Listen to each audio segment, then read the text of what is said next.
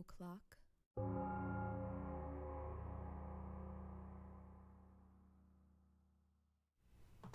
Hey, And we're here. check it out. How's it looking? Hopefully it looks okay Sound good? then we can hear it. Let me see if the audio's good. Is the audio working? Yeah. Okay. It says the mic's on. Says the mic's on, so we should be good. Can everybody hear us? Somebody hear us? I hope so. It's the first time she's used this program. She learned it in 3 hours.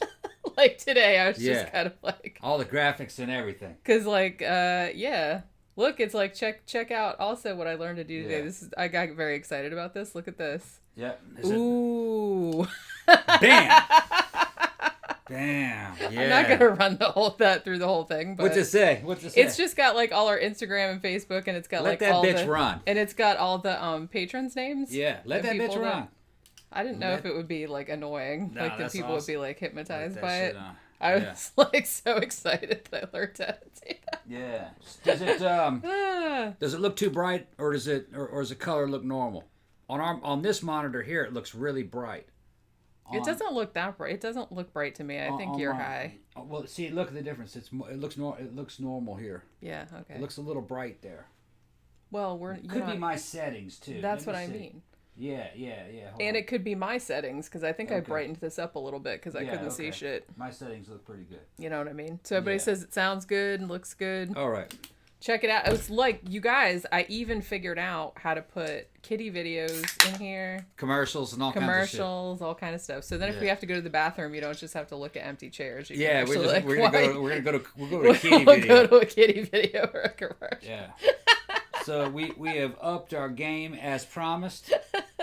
I told you that, if you gave us a good month last month streaming, that we would fucking uprate the show, and that we did, and we're gonna fucking improve it even from here. We can even improve on this. Now we're working with something.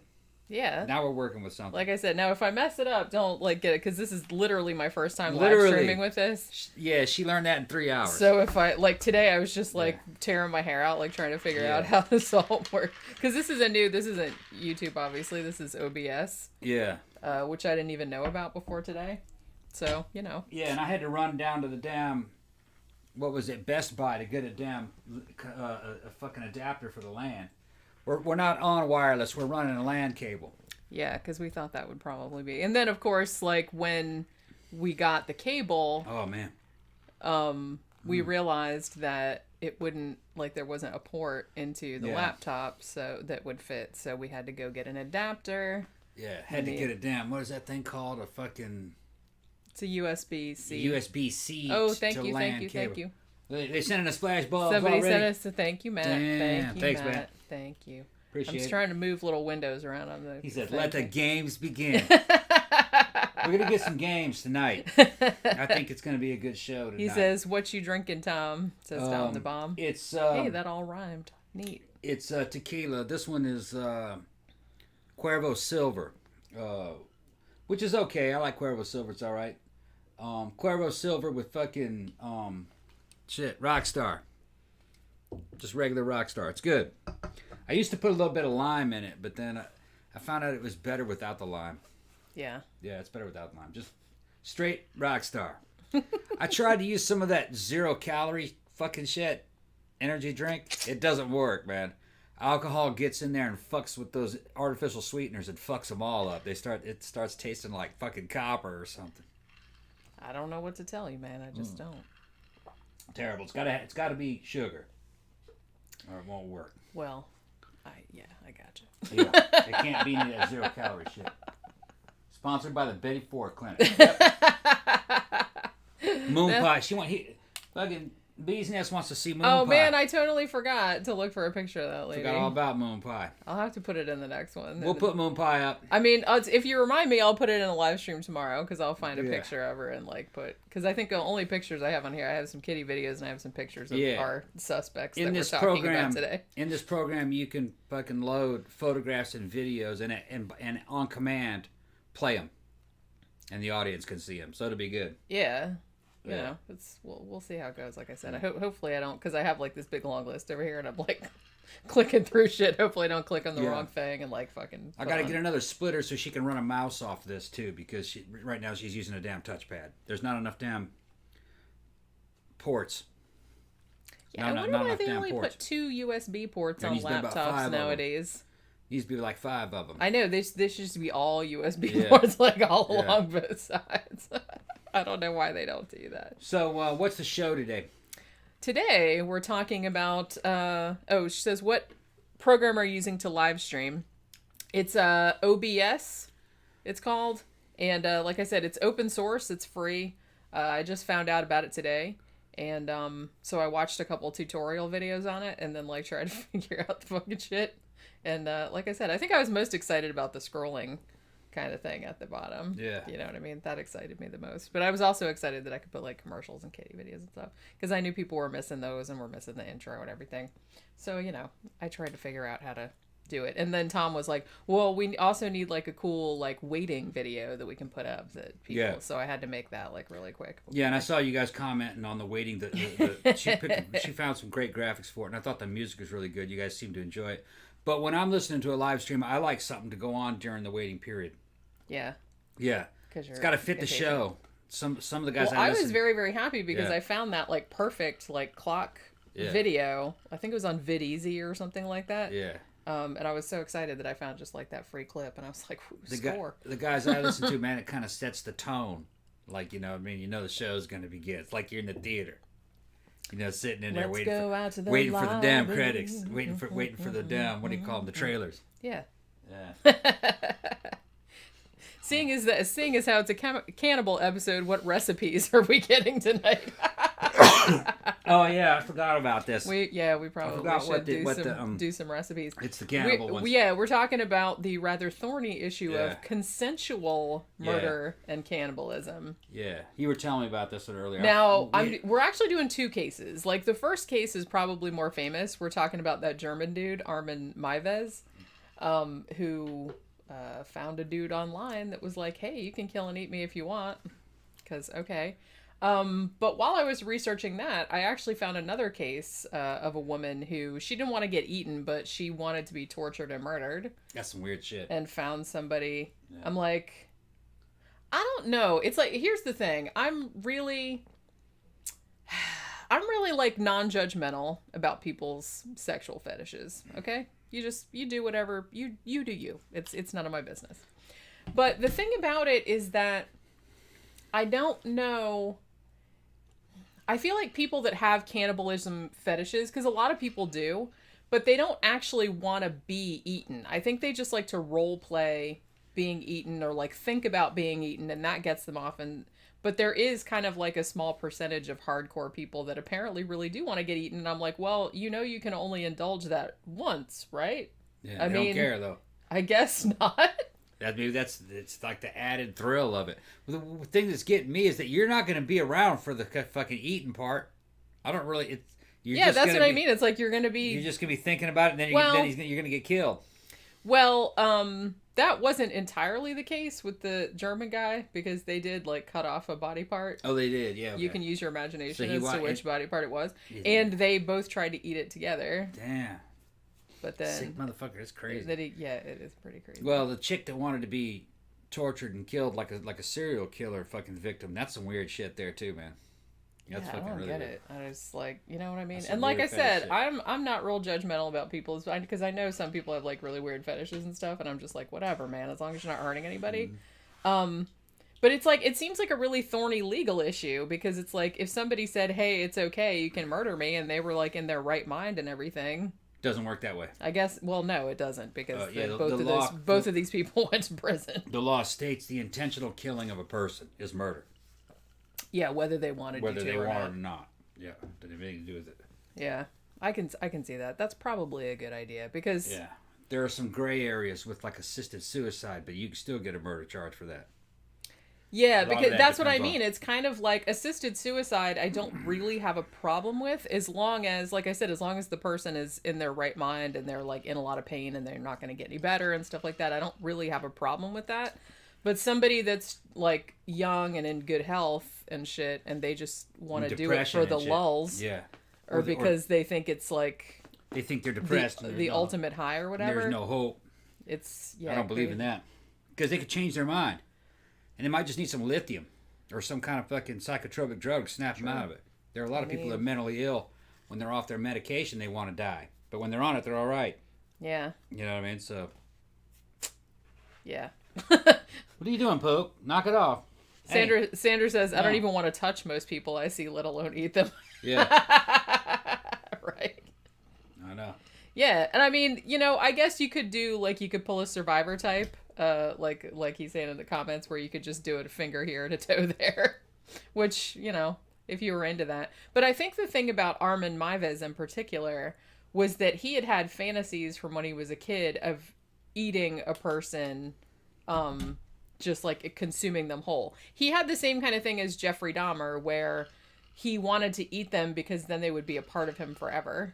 You know what I mean? Yeah. He had the similar kind of, it seems like he had the similar kind of psychology and, a similar kind of upbringing. Yeah, it's not true, though.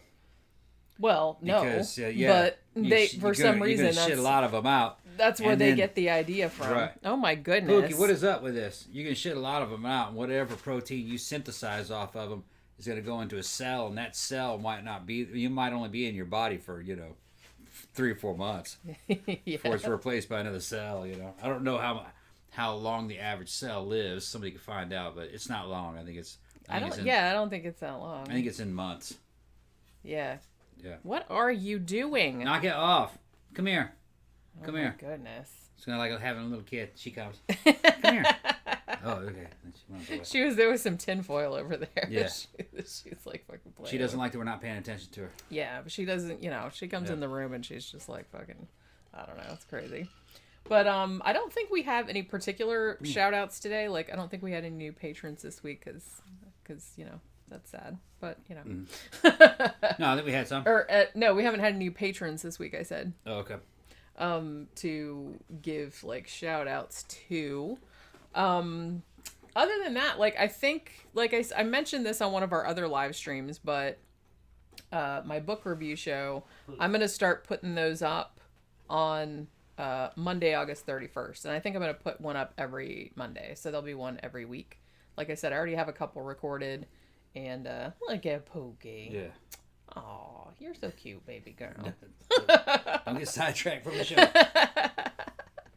I know, every time I see her, I'm just like, oh. I'm trying to keep her quiet. She's attacking and biting everything. Yeah, because she's like wanting us to get she's attention. Like, play with me. I'm gonna make noise until you do. She just woke up. She was sleeping on the bed. Yeah, she's been sleeping all day. Yeah. We got her a little water fountain. Yeah, she likes it. She was kind of scared of it at first, like when we first plugged it in, because it was kind of loud. Like, we've turned it down now, so it's not as loud. But she was like looking at it, going, "What is that?" Yeah. And then she's like looking, and then she's like sticking her paw in the water, like. Yeah. What? She got a drink out of it. I mean, I hope she likes it, because like I said, we're not always up to like turn, she likes to drink out of the bathroom sink, but we're not always up to like turn the bathroom sink on for her to drink out of it. But yeah.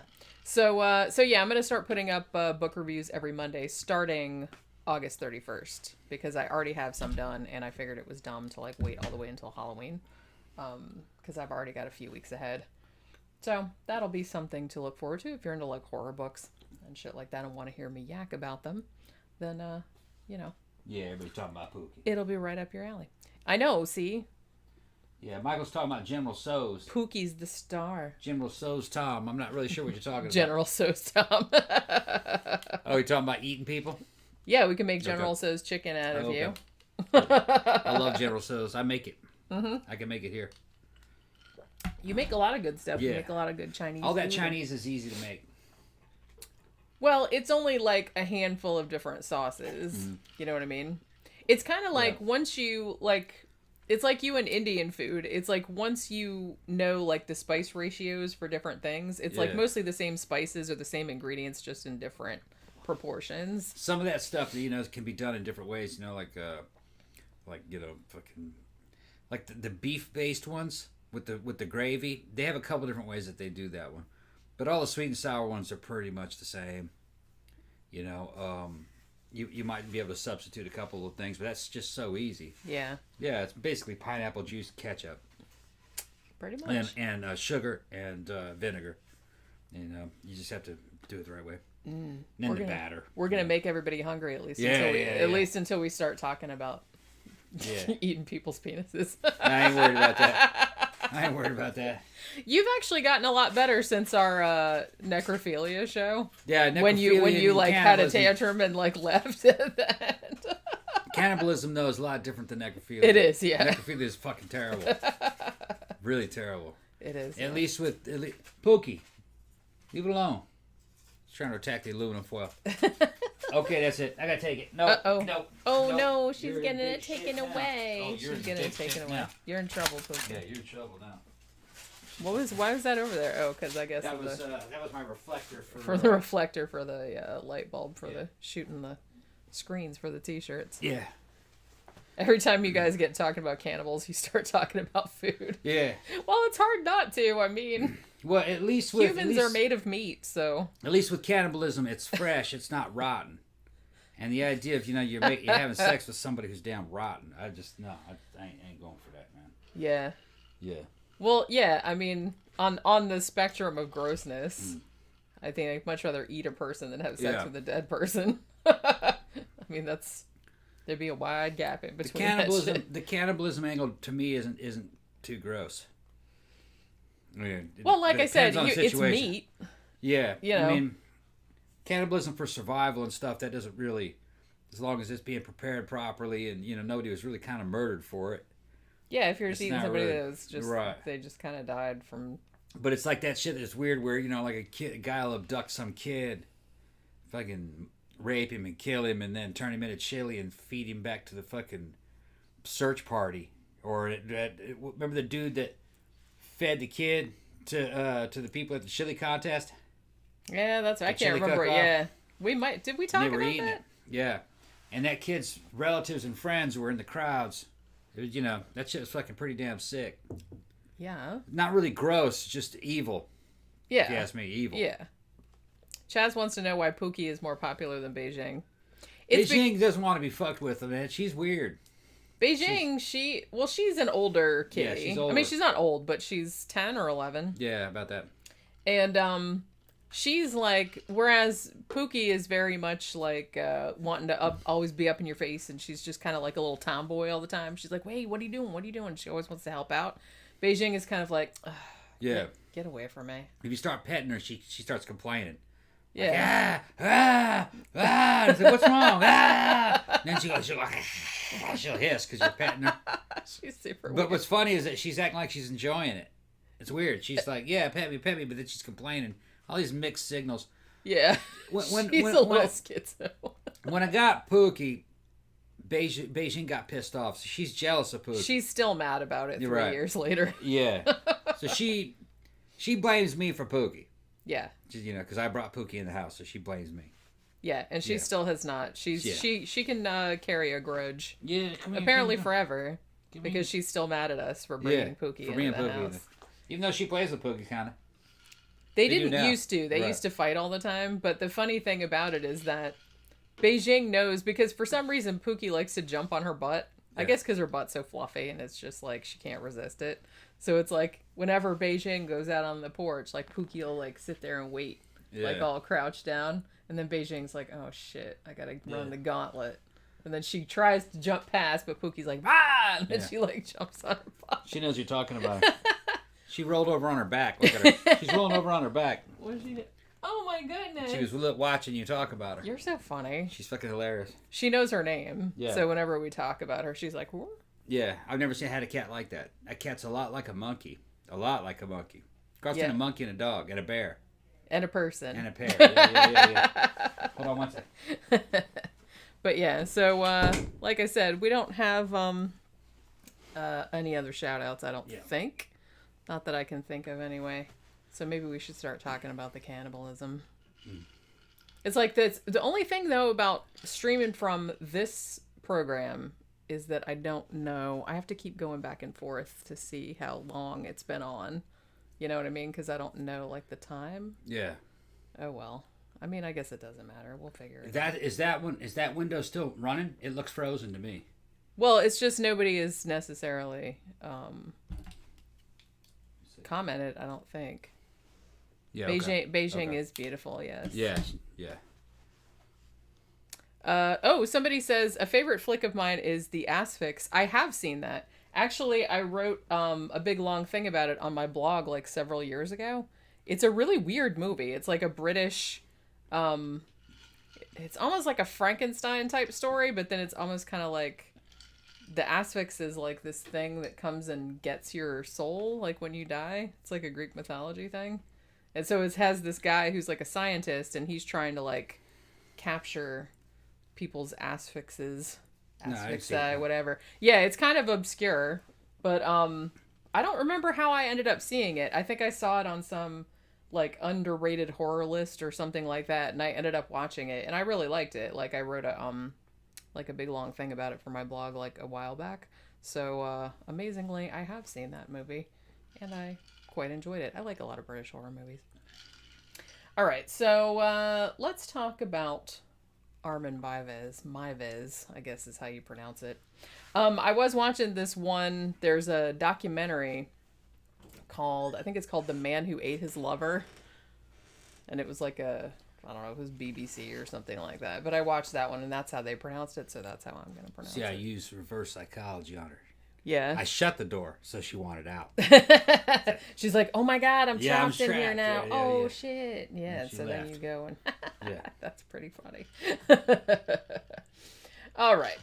So, old Armin Meiwes. Now, he's born in 1961 in Essen, Germany.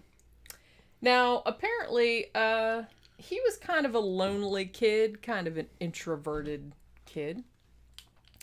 Who dis? Oh, yes, thank you, indeed. Nico. Thank yes, you can. Yes, you can. What is it? What did he? Could I get another shirt in 3XL? The 2X was a bit too snug. Sure, I can do that. No problem at all. Yeah, just make sure we have your information. I do. Yeah. Let me write that down right there. Which one do you want? Steak Bliskin? And or one with the logo on it. I'm not real sure. All right. Yeah, if you guys want any shirts, you can pay us here. We can get you information. You can send it to Jenny. And we'll ship them out in a couple days. I'll make you some more. Yeah, because I ordered some blanks, and I think I have a couple other ones.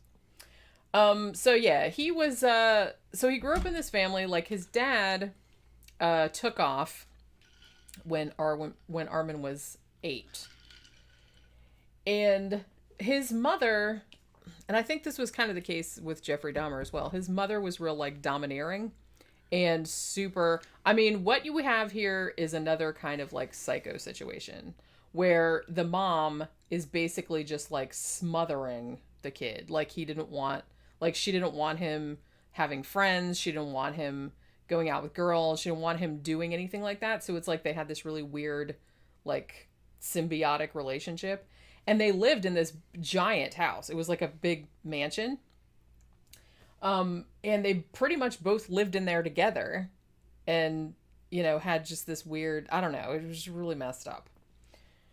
So it seems that Armin had kind of a, cannibal thing from a pretty young age. So he was really into Hansel and Gretel, and the witch, like eating the kids. You know what I mean? Yeah. He was really into that. Now, he was also, like I said, he was really lonely. He didn't really have any siblings. So he invented an imaginary brother that he named Frankie. And he would, like, have these fantasies where him and Frankie would, like, go out in the woods and, like, they would, like, eat their friends. Damn. Like, you know what I mean? Yeah. And it was very funny because... The documentary that they had about him, The Man Who Ate His Lover, they had like these little animated sequences of like his childhood fantasies, and they were really fucked up, but they were really kind of funny because they were just like these little black shadow figures, like little kids, and they're out in the woods, and then there'd be they looked a little bit like Edward Gorey actually, and he would like go over to a friend and like pull his head off and then just put his whole head in his mouth, and then the head would be in his stomach. And it was like really weird, but it's like they were kind of cute too. So his mom didn't really seem to know that he had kind of this active fantasy life going on. But, as I said, him and his mom had a really like weirdly close relationship. That said, like a lot of the neighbors, they talked to some of the neighbors on this documentary as well. And they knew him, and they just thought he was a really nice kid. Like, they didn't think... They said he was a little weird, like a little shy and stuff like that, but not... that there wasn't anything all that unusual about him. Sounds like one of these sheltered guys. He was, yeah. Who never really did anything on his own. Under his mama's fucking apron strings. Yeah. Now, he did actually join the army for a time.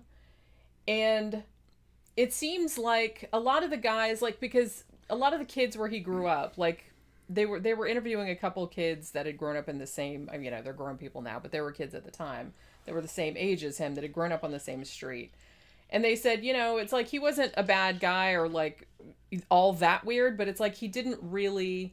He's like, when all of us, like, turned 15, 16, started dating, going out to bars and discos, because Germany, you can go out to discos and shit like that when you're 15 or 16 years old.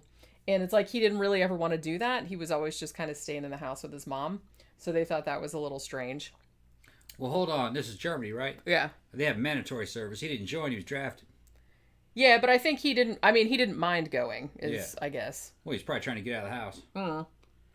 He sounds like just kind of one of those sheltered, introverted, shy types. Yeah, he definitely was. His mind was running away with him. And his mom would basically... I mean, it seemed like when he got out of school, like, one thing he actually did get really into was, like, sailing. So he made these friends that had a sailboat, and he would, like, go out on trips with them, like, go on sailing trips and things. And he was really good, with the boat, and, like, he knew everything about the boat and shit.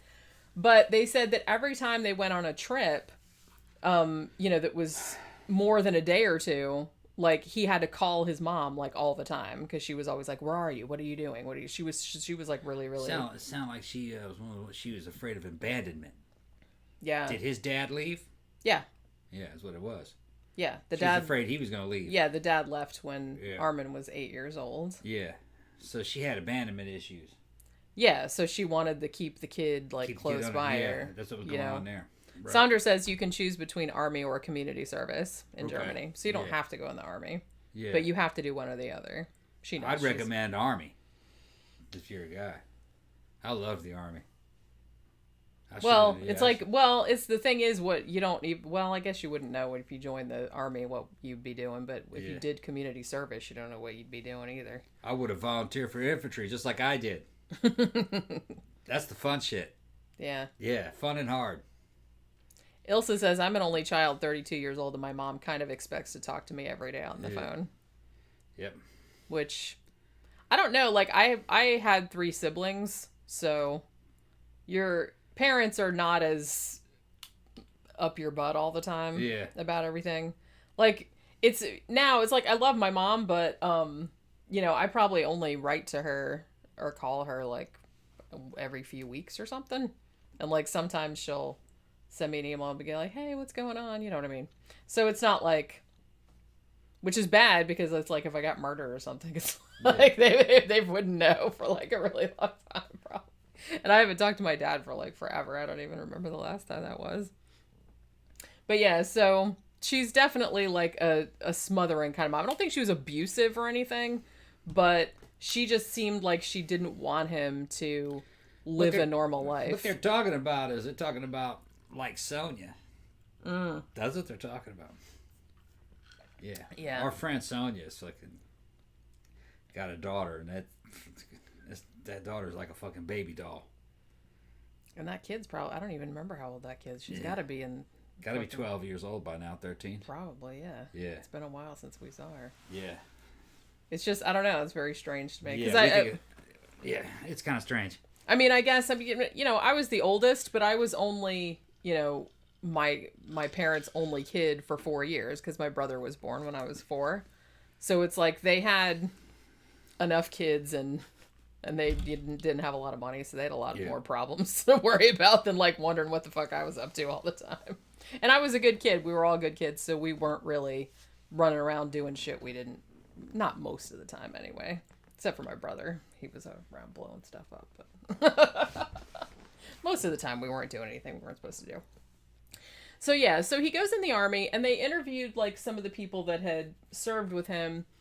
And they just said that one guy said that he that Armin had asked him if he's like, do you think that I come across as gay?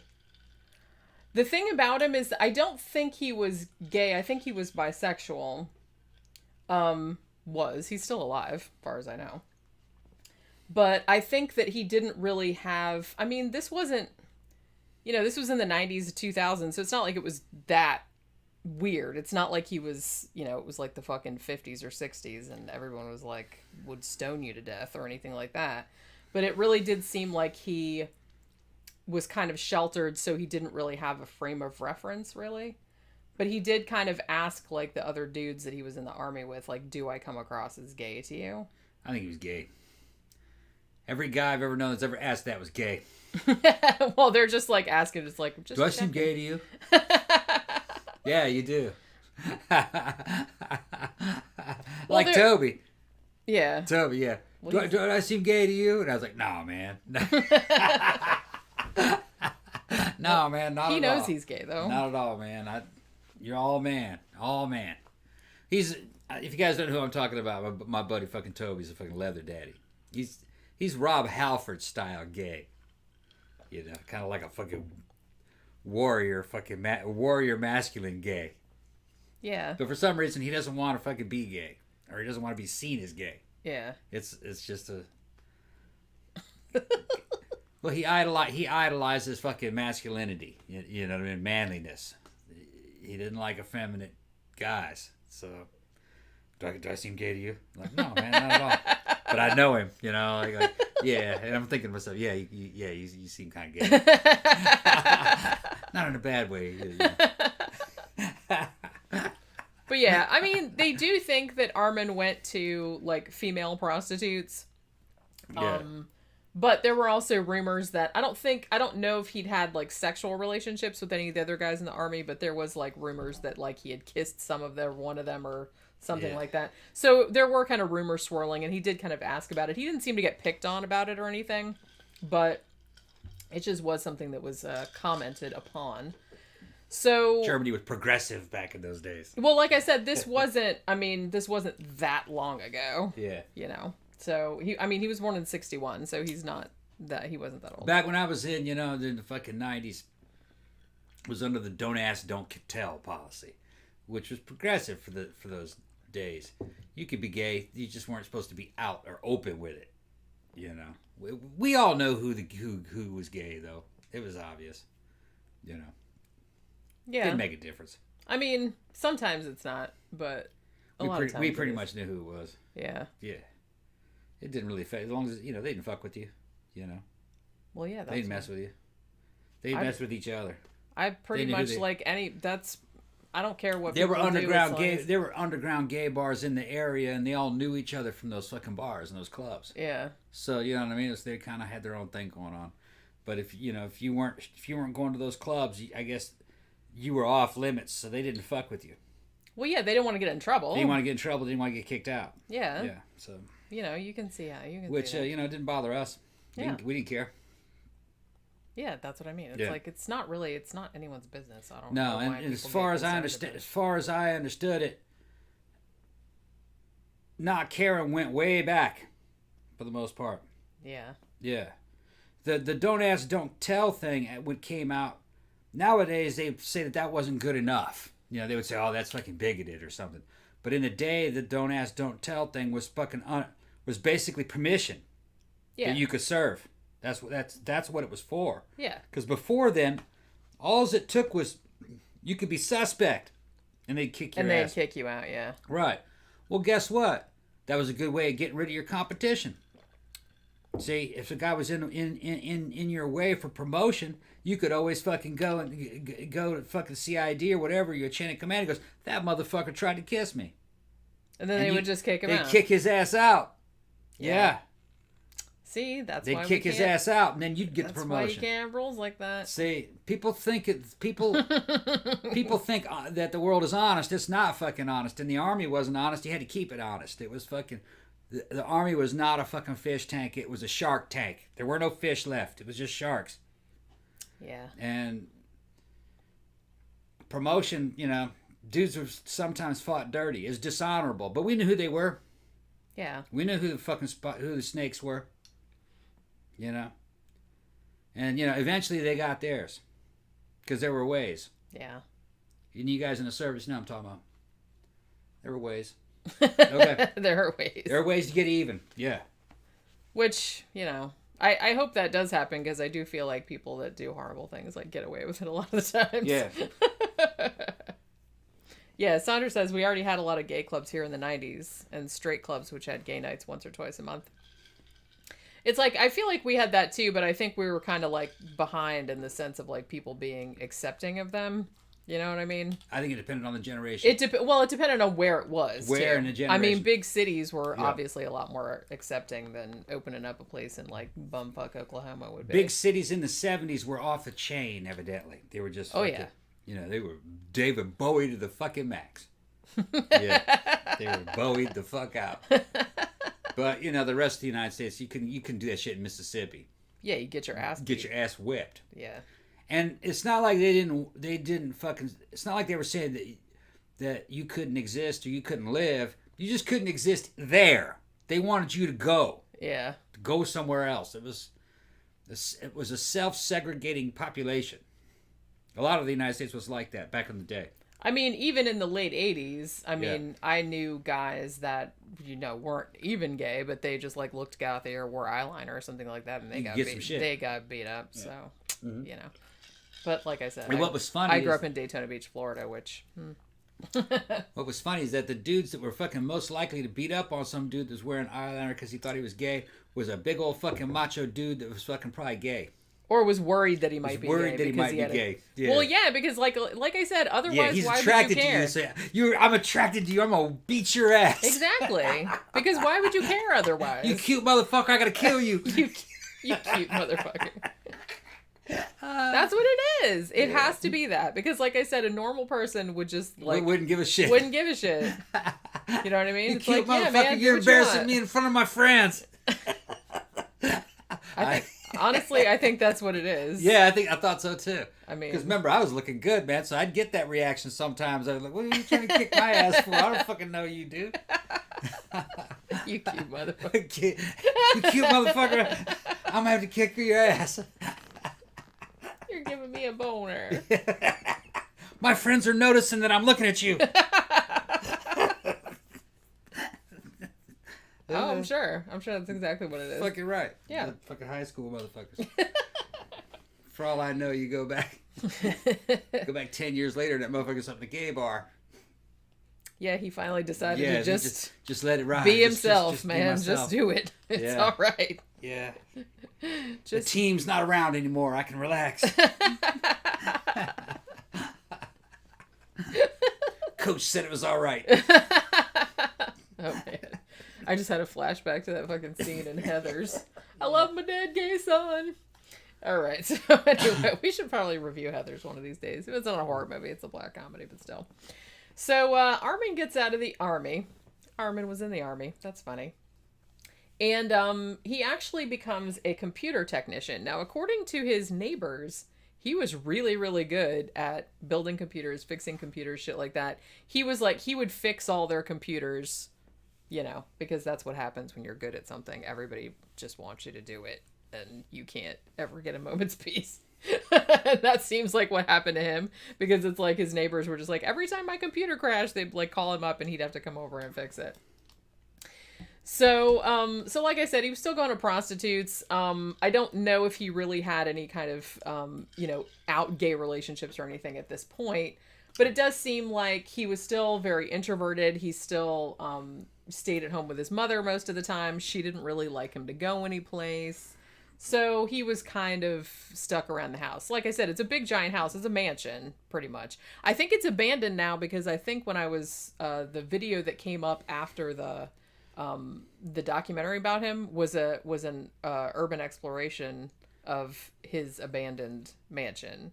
No. And I don't know how old it was. It wasn't that old, I don't think. It was just like a year or two. So I guess it's still there, but it's abandoned. So he's just like, hey, check it out. This is where the guy got murdered probably and all this other stuff. So it was pretty weird. Yeah. So you all right? Yeah. You look like your soul's leaving your body already. I was belching. How much? Well, yeah, okay. No, I'm good. I was gonna say. No, it's all those tacos. Those 2 tacos I ate. Man, yeah. I made some badass fucking tacos. They were really good. I made the fucking corn tortillas. They weren't penis tacos. No, not penis tacos. Chicken tacos with black beans on them and cream cheese with homemade salsa. Yeah, they were delicious. Yeah, pico de gallo actually. It wasn't salsa, it was pico de gallo as well. Yeah. And then I put some of that damn fucking Mayan fucking habanero hot sauce on there. I can't even iktiklikpuke or some shit like that. That's what it was called. If any Mayans can let us know. The Mayans made that shit. It'll fucking burn you up, man. Make you cut a motherfucker's heart out. That's how I can't eat that. I love it. Shit. I would have like the worst heartburn. Getting better at making those corn tortillas though. Corn tortillas. Yeah. I'm gonna call them corn tortillas. Getting drunk. I'm telling you, I mix my drinks a lot stronger than hers, so I go down first. I start fucking faltering. But I'm listening to this. I'm listening to her tell this story. I'm trying to give you guys my analysis. Yeah. Yeah. On this motherfucker. This motherfucker. On this motherfucker. Yeah. So all right. So he is going into like chat rooms. He discovers chat rooms, internet kind of shit, and he finds out that there's a whole community of people who are into this cannibal fetish like he is. So, as I said, most of the people on these just have like fantasies about eating people. They wouldn't really do it, or you know what I mean? I just think they like thinking about it. Like, I wonder how many guys just fantasize about being a serial killer but never do it. I imagine it's a lot, and I really would rather not know because I'm sure it's like an alarming amount. If there are guys fantasizing about just eating people, then that means the serial killer element must be even bigger. That's what I'm saying. Because that's more common than cannibal. Yeah. Well, I mean, you have to think that it's all going to be on a continuum, right? And it's like, and I'm not saying that it's bad to have fantasies about killing people or something like that, because a lot of people do. I think most people do. Well, somebody makes you mad, you go, I will cut that motherfucker's head. I would stomp him. I would stomp that motherfucker into a greasy spot. You know, shit like that. You know? Yeah, and I think pretty much everybody's done that. Because it's an asshole, you know? Yeah. Yeah. And I mean, I've thought that just about some asshole in the grocery store that was pissing me off. You know, it was just like... Hit that dude with a sledgehammer. like a Donkey Kong. Yeah, like a Donkey Kong. Sledgehammer. So the fact that, probably 99.99% of the people in the world have had a fantasy about killing somebody, just not that they would really do it, obviously, but just it makes you feel better because the dude's being a dick, right? Mm. So, a slightly smaller aspect, percentage of that would be people fantasizing about killing multiple people. And maybe killing people they don't know, or people that aren't even doing anything, or people that just, wandered right past. You know what I mean? Mm. I definitely think, as far as male fantasies go, I think probably fantasies about raping someone is way more prevalent than killing somebody, but I don't know. I don't think so. I think killing somebody's probably more prevalent. Maybe more? Yeah. Because most guys would probably be thinking about, I'm going to kill that motherfucker, that dude. Yeah. So it's not sexual motive at all. Yeah. It's just, I hate that dude, I'm going to kill him. That's probably a lot more common. Yeah, maybe. I never saw some woman go, I'm going to rape that, I hope not. No. That would really scare me if I thought. Well, I think I'm pretty. That all the time. I think I'm pretty average on that spectrum. I don't think guys think that way. Yeah. They would have told me if they did, because I had a lot of close friends. They never mentioned that. Yeah. But they were all successful with women, or if I didn't fuck with them if they couldn't get women, but. So maybe that's what. So it was a self-selecting population. Maybe if you hung out with a bunch of losers, it might be different. Then, you know what I mean? That couldn't get girlfriends. Yeah. Then maybe you would have had a different experience. Maybe, but I don't know. I don't think so. I've been able to read it in dudes, and most dudes don't seem to really give a shit too much.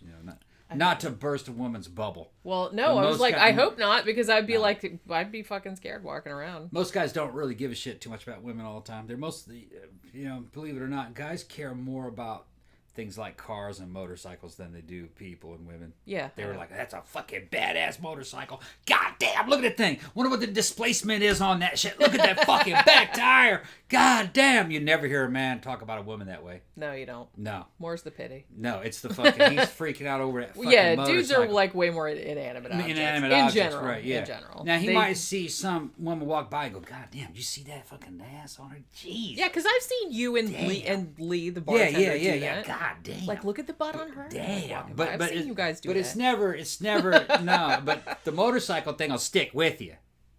The woman will, the image will go away. The butt is fleeting. The butt is fleeting. You'll be like, yeah. The butt is Then you'll agree on it. Yeah. And then it's over. That was a good one. You know, that's it. You've seen it happen. And me and Lee, we both had girlfriends, but it's just an irresistible urge. It's a testosterone fueled fucking, it's a hormonal thing. It's kind of like women looking at a baby going, oh, isn't that cute? You know what I mean? And then that's it. Guy didn't give a shit about the baby. But women are like, oh, that's a cute baby. You know? I don't like babies. What was it? Well, whenever somebody brings a baby, like to a family gathering, I'm like, please, God, please let them not give it to me. Right. Because I'm going to drop it and it's going to puke on me or some shit like that.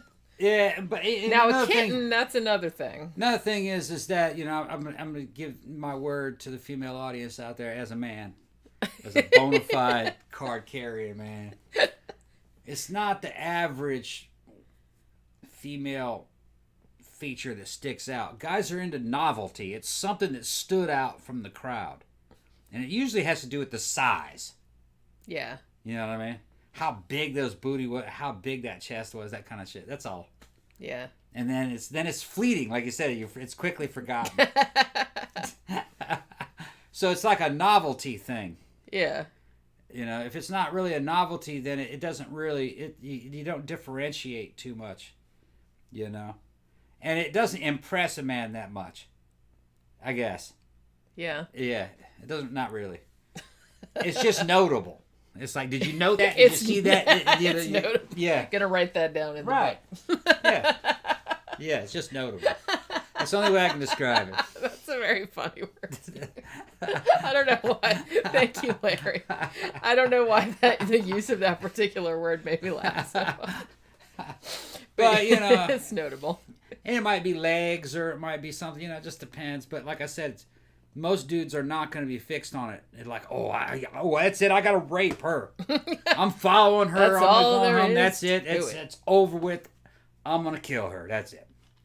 That's just not normal. Although, well, yeah, thankfully. But like I said, it does happen sometimes because... Thank you very much, Larry. Larry laughing. Because like I said, you know, sometimes when I used to, you know, have to leave the house to go to work... Yeah. And I'd be in the 7-Eleven next to work getting a cup of coffee in the morning, and some dude would be in there, like, cornering me by the coffee machine, wanting to talk to me, and I'm just like, dude, I'm just trying to get my coffee back off. And he's, yeah, but... See, Louis Hernandez is saying, Tom's right. I saw SS Camaro. It's either 71 or 72. I know the fucking car. I know the fucking car with the hood graphics and everything. I know what you're talking about. With the fucking back fucking fender swells, the back fenders on that fucking car was fucking badass. I know that car. That's crazy. It's a good car. He said he's still thinking about that car. Yeah. Guys are so funny. Yeah. They just get so excited about those rear quarter panels machines. On that. The rear quarter panels on that car, fucking, they just look badass. And fucking, they're stupid not to remake a Camaro shaped like that in the way that Ford did a Mustang that was kind of shaped like the 64.5 Mustang. They kind of brought that back. Man, fucking, they need to bring back that fucking Chevy Camaro that looked like that 71. Yeah. He knows what I'm talking about. Hernandez knows what the fuck I'm talking about. That's the way a Camaro's supposed to look. Not these fucking sharp, fucking angular wedge fucking things. No. A masculine, bulbous thing that looked like it came out of a foreskin. That's the way that fucking car is supposed to look. A rolling penis. A phallic symbol. Out of fucking my way. Get out of my way. When you're driving, it doesn't have to look fast. It just has to look plump. It's a four-wheel Engorged. version. It's a four-wheel version of a chubby. I just had a really, really funny mental picture. Yeah. Of someone, could be you, walking down the street with your dick out, like pushing people. Yeah, inside. get out of my way. Back out of my way. It's like you just backhand the bitch out of your way with that car. Pow! Out of my fucking way. Pow! And it was a slow car. It's a fucking slow car. By today's standards, that shit was slow as shit. Oh, man. You're making me laugh so hard my eyes are watering. That little Nissan Altima you had would outrun that fucking 71 stock, probably. But it just looked like it would. My Nissan Altima was, like, super fast. Yeah. And that little fucking Ford Fit. I had a Honda Fit. That was really fast. Man. I looked down, I was going to 110 miles an hour. It didn't weigh anything. And I was like, what the fuck? I'm going 110 in this thing. I told you, it didn't weigh anything. Yeah. And like a few times, like when I was driving it, I'd be driving it over like an overpass and it'd be really windy. And I for real thought that car was just going to blow off the fucking overpass. Because it felt like it was going shoo. Those old 70 cars, just the way they were, you know, the old V8, American V8s, they just sounded like they'd kill you. They were just... And Pookie looked at me like, why is he making that noise? He's like, Daddy, you're right. It just sounded like they were just going to fucking eat you alive, you know. But stock, there wasn't anything there. You really had to do a lot of work on them. And brakes sucked and handling sucked. We're getting on the cars now. Well, I remember you had They were from another era, and they were built cheaply, too. They're real cheap. You had that old Ford Mustang. Yeah. That Ford Mustang, it had a nice body and a nice interior and everything. But that was a 3.8 motor. It wasn't the fucking great motor. I had to divorced dual fucking shorty thrush fucking baffled mufflers, kind of like Magnaflows on there. That thing sounded like a damn B-17 bomber, man. I know. I had to drive it one time when my car was in the shop, like after I got in a wreck, and like fucking. It was heavy, and it was like I felt like you had to push the gas pedal all the way down, like to get it to go. Yeah. To 60. It sounded like it was going real fast. It felt like it was fucking going fast too. And you'd look down and you go like, man, I'm only going 95. That little Honda Fit was doing 110 miles an hour drunk on the way back from Tampa. I looked down and went, whoa, 110. Well, see, I told you. I felt like I was just standing still. Yeah, I used to work late at night, and I was always, I'd have to drive from Orlando back to Daytona at like 2 or 3 in the morning. And there was nobody on the road, like, to compare my speed to. Yeah. So I'd just be driving down the street. I was sober, and I was just, like, driving and just listening to my music, waiting to go home and shit like that. And I'm like, oh, shit, I'm going 120 miles an hour. Whoosh, that little Honda Fit fucking flying down the road. It wasn't quick, but it was fast. I mean, it would get you'd do it like 110, 120. Without like realizing you were going slow. And to do 110 in that old fucking SN94 Mustang, it would have felt like you were breaking the motherfucking sound barrier. you and Chuck Yeager and shit strapped in.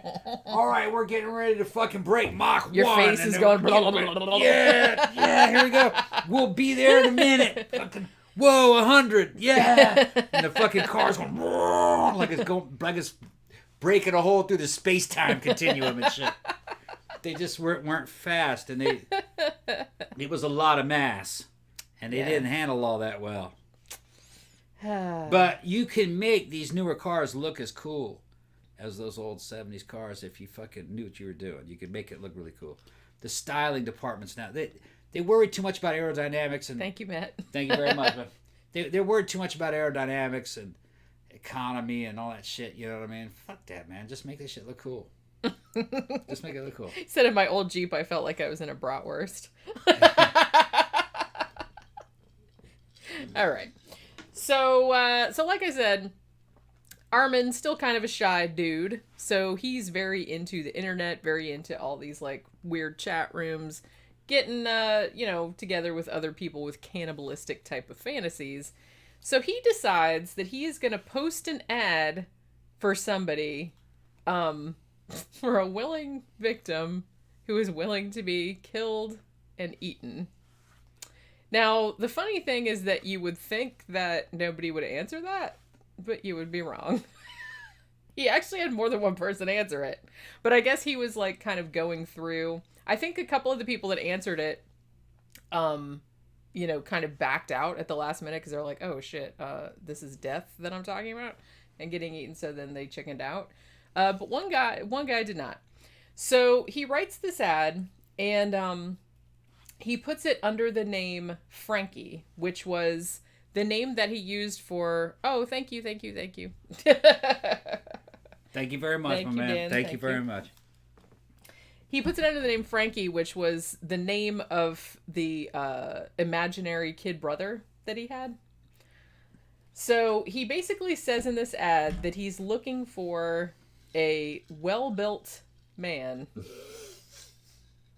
Well-built man. You'd think you'd want a fat dude.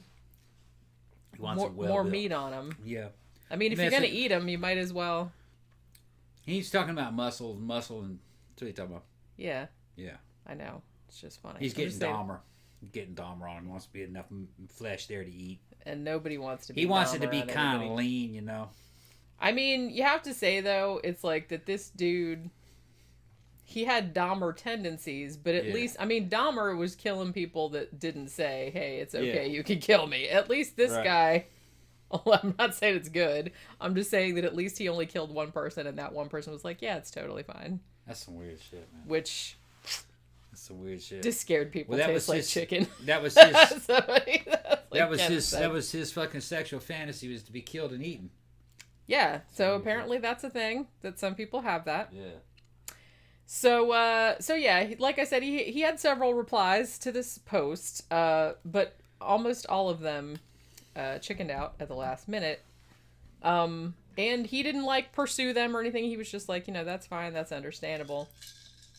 However, one dude decided he was going to go through with this. This dude was named Bernd Brandes. Now, he was from Berlin, and he was an engineer. And the funny thing about him was that they interviewed a lot of people that he had worked with. He just worked in a regular company with regular coworkers. All of his coworkers said not only was he a completely normal human being, but they had no idea that he was gay. They're like, they just had no idea. He seemed completely straight. It had never occurred to them. He even lived with a boyfriend, but he kept it a secret. And so all of his coworkers thought it was really strange, when they found out about it. He might have been bisexual too, but I'm just, I'm not really sure. But he did have a boyfriend at home, and, nobody knew about it because he was, keeping it secret. So, this guy answered the ad. He kind of had an unhappy childhood as well, and he had a fantasy about being killed and eaten, which, like I said, that's a thing, I suppose. Is your drink empty almost? Oh, I got it waste. No, okay. Why, you looking to take a break? Because I kind of lost my place in the notes, so I was looking for looking for where it was. Oh, here we go. I got it. So what ends up happening is that... Oh, thank you very much, Joe. Oh, thanks. I didn't even see that. Oh, okay. They would also like a shirt. Want a shirt? I Okay. gotta write that down. All right, Joe. Contact Jenny on Facebook, and we'll get your information. Or Instagram, that works. Or too. Instagram, yeah. What works. model you want? What size you want? Yeah, and the size you want, your address. We'll get all that, and I'll send you one out. Yeah. It'll probably be a week or so. Yeah, because I might have to order the blanks depending on what size. What size? Yeah, it is. We have some in stock. Other ones I'll have to order. Yeah. So the two of them exchange a bunch of emails. If I didn't mention the name of the site before, it's Cannibal Cafe. I don't know if it's still there or not. It was a site where people would post, fantasies about being eaten. So they decide they're going to meet up on March 9th, 2001. Bernd takes a train to Rothenburg, where Armin Meiwes lives. Now, when Bernd gets there, apparently without too much preamble, now Armin's mom has died in the interim. She died in 1999, so she's not in the house while all this is going on. So I guess what ended up happening was that, he'd had cannibal fantasies since he was a kid, but once she died, I guess, the training wheels came off, I suppose, and he was just like, okay, well, it's time to crack down and do this shit in real life and eat a motherfucker, I guess. Yeah. So I guess she was the only one keeping him from acting on the shit, and when she was gone, he just went hog wild. So apparently, without any preamble, he brings Bernd to the house, and then where are you going? We'll take a break. Oh, okay. I was like, well, if I'd known that, I'd have put a commercial on. All right. So they decide they're going to cut off Bernd's penis and that they're both going to eat it. Right? So they cut it off, and then Armin cuts it in half so they can each have a piece, but they're going to eat it raw though. So they both start to eat it, but it's not going too well because they said it was too chewy. And so Armin says, okay, well, I'll take him downstairs to the kitchen and cook the pieces, and then maybe that will make them better, like make them more edible. So he took the pieces down and put them in a pan and started cooking them, but he ended up burning them, which to me, like when I heard about that, I know this is kind of a messed up thing to think, but I was like, if you had spent your whole entire life, for example, fantasizing about being cannibalized, like parts of your body being cannibalized, and then you finally like got in your head, it's like, okay, I'm gonna do it. Like this is my year. I'm gonna get cannibalized this year. Like I don't know how excited they get about it. So they decide to do it, and then you get to the dude's house. You get it all done. He cuts the dick off, and you're all excited about eating it, and then he fucking burns the shit.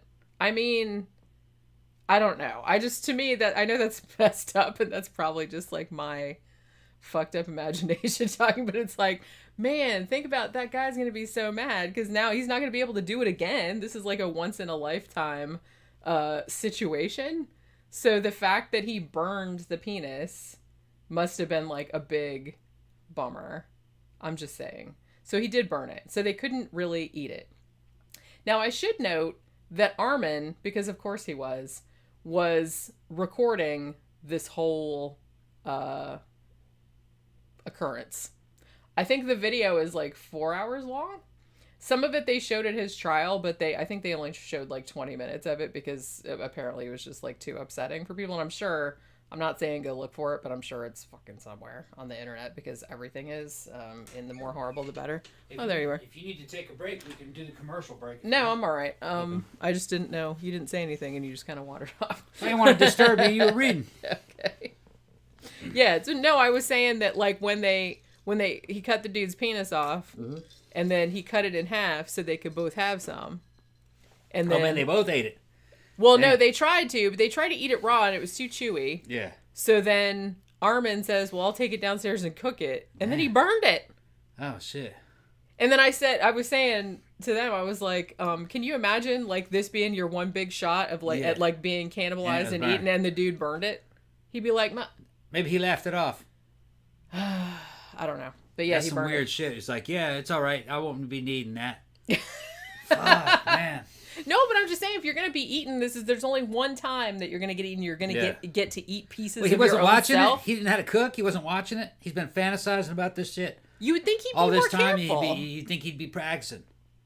I can't believe we're talking this is how you cook it. And you'd think he'd have it all fucking worked out, what spices and everything, what cooking. This Karen Reed says Cajun style. Yeah. Fucking blackened Cajun dick. And they burned it too bad. I mean, it wasn't going to taste good anyway. I mean, it's a wean. It's not going to taste good. Yeah, it's just going to be like gristle. It's going to be something that on a pig you'd throw away. I mean, so what would you want to eat that for? You would think if you were really like head up about like eating part of yourself. You said like, yeah, take the leg off. Take below the knee. or take like part of your ass or something like that. Nice and fatty. You'd think they're afraid that he'd nice bleed and to well death. marbled. But you could take. But he was gonna die anyway. You could take a leg off, under the knee, because you could put a tourniquet like above the knee. Cut it off. Actually, you could cut it off right above the knee joint. Put the tourniquet on. The thing is, though, is that all the pain and shit. Would you be able to even eat it, or would you be going You think that shit would hurt like fucking hell? According to the video, which I have not seen because I'm not gonna watch that shit. Come on. Yeah, the videotaped this shit. Yeah, he videotaped like the whole 4-hour ordeal or whatever it was.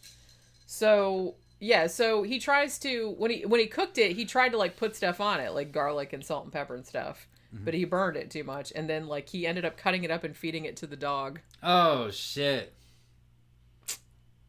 Do you see my face? What'd the dude say? Do you see my face? I don't know. Well, because the thing about it is that they think, according to the video, it seemed like by the time, like when he cut the penis off, that Bernd was already like kind of weak from blood loss. Yeah. So he didn't really give much of a shit about That's it, what or I he figured, didn't really try to eat it or anything. He didn't even try to eat it, huh? Yeah. That's what I Now, he ended up taking, like, he drunk a bunch and he took, like, some sleeping pills and stuff like that. So he wasn't real real aware what was the aware. Yeah, he was kind of woozy, is what we're saying. And then he was like, you know. That's a motherfucking sad sack. He's a sad sack dude. So his fantasy was to be eaten and to eaten alive. But yet, he fucking knocks himself out so he doesn't even experience it. Yeah. That's kind of a fucking cheap way out. Motherfuckers are crazy. Look, thinking about it's frustrating me, but then you never know what's going on. The thing that kills me about Bernd, though, is that everybody that knew him had no idea that he was even considering this. They said he was completely normal. And this just goes to show that he wasn't normal. No, but I mean, he seemed normal. Yeah. Like he didn't like give off any red flags or anything. Right. So that's what I'm saying. It's like it's really, really creepy to think that you could be like working with somebody, or like, you know, some sales lady could be helping you at fucking Dillard's or something like that, and she could be going home later and being like, I'm gonna eat part of myself. You know what I mean? It's like, that's fucking crazy to me. Yeah. That's fucking crazy to me. Here we go again, cannibals and recipes. My boy Xana the Bodine's in. What's up, bro? Yeah, we're all getting hungry. Yeah. So apparently, after the penis eating didn't work, apparently Armin then tried to like bite through. What's up, poop? Damn. She ran in. I thought she had a lizard or something. Oh my goodness! She has your damn hair. Your hair rubber band. She loves like this little black rubber band. Ponytail holders, and she gets like super excited. She about treats them as if they're alive. Yeah, she shows them to around. me. You're like, look, I caught it. Look, I got it. Yeah. And she carries it like one little finger and like flings it and then rolls around. It's so fucking funny. I have a whole bunch of them. So I think about this shit and I'm like, this dude's going through all this problem to be eaten by this dude, but then he takes all this dope, so he's not awake for when it happens. That's what I'm saying. This must have been a huge letdown. And the first thing he eats is dick, so he can't like jerk it or anything while he's eating a leg or anything. So what the fuck is this for? That's what I mean. This is like some fucking. If you're only gonna do it one time, you better have that shit really, planned really out. Careful. Yeah. Victor Garcia says, "Is this going in the cookbook?" No, this is not going in the cookbook. cookbook. How to cook a penis. No. Okay, how to cook a penis. Oh wait, Xana asked what I was drinking. This is it's a vodka sunset. It's a vodka sunset. It's vodka, orange juice, and grenadine. And I got silver tequila. It's Cuervo Silver with Rockstar. That's it. Yeah. So how to cook a penis? Tell us. How I would probably do it is I'd probably fucking batter it and deep fry it, and then fucking. Well, everything's good like that. And then I'd fucking I'd do it buffalo, buffalo cock. and, you know what I mean? Have that shit deep fry it like a fucking piece of buffalo chicken, like a buffalo chicken put some wing. Blue cheese and then ranch dip in blue cheese. Yeah, blue cheese. That's how I'd do it. It'd be gristly, with a lot of sinew and fucking tendon. It would taste like shit. You'd be mostly tasting the fucking sauce and the batter. But that's how you would do it. Yeah. Now, if you could get his nuts involved in this shit, make sure them bitches are shorn, freshly shorn and shaved. You don't want any fucking hair, nothing in that. And fucking batter and deep fry those, and they'd be just like fucking oysters. Mountain oysters. Yeah. Yeah. What's that? And serve them with fucking lemon butter. All right. Lemon butter. Yeah. Tempting. That's how I would do it. But the dick, you'd have to fucking do that shit buffalo style. Yeah, That's why would that? I don't know. It's like that'd be the worst thing you could eat. There's nothing edible on that. That's something that would be turned into sausage or thrown away. Yeah, you like grind that up and make it into a hot dog or something. It would probably it may not. Most of that dick wouldn't survive the centrifuging process when you spin it to get rid of all the trash. You're just trying to get the meat rest. Yeah. Most of that dick would end up getting thrown out by the centrifuge. In other words, what I'm saying, gentlemen, is that your cock is fucking worthless. Your cock is... Well, especially for eating. Yeah, when it comes to food, your cock's fucking worthless. Nobody wants to eat that. Just don't tell a fat girl that, though. Just kick back and fucking enjoy. Oh, man. Yeah. Fat girl loves a blow. Oh, God. All right. So after the whole penis debacle, apparently this evening has not been going the way either of them want it to go. So what ends up happening then is that, like I said, basically Bernd is bleeding to death and has drunk a bunch and taken a bunch of sleeping pills. So he basically just goes upstairs and lays in the bathtub and pretty much just lays there and allows himself to bleed to death while Armin stays downstairs reading a Star Trek book. Took Bernd 3 hours to bleed to death. Damn. Well, he was reading a book, huh? And then Armin was down. I mean, I guess this was agreed upon, I suppose. Yeah. I don't really know what was going on. Like I said, I haven't seen the video. Like I said, he made a video of the whole entire encounter, which was, I think it was 4 hours long. Yeah. And I don't know if it's available online. I'm sure it probably is. They only showed about 20 minutes of it to the jury, like at the trial, because they thought it was like just too fucking gross for people to look at. So yeah, it took 3 hours for the guy to bleed to death while Armin was downstairs reading a book. And then he goes upstairs to check on him. Apparently he just kisses him one time and then slit his throat. He was already dead though, right? I don't think he was, no. Okay, he was unconscious. He was unconscious though, as far as I know. So he stabs him in the throat and kills him. Then he hangs the body on a meat hook and takes a bunch of flesh off of it, like you would. And he even took all the bones and like ground them down and made flour out of them. So, you know, waste not, want not. Bone flour. Yeah, that's just a contaminant. Yeah, why would you? He's trying to use all of it. He's trying to be like environmentally responsible.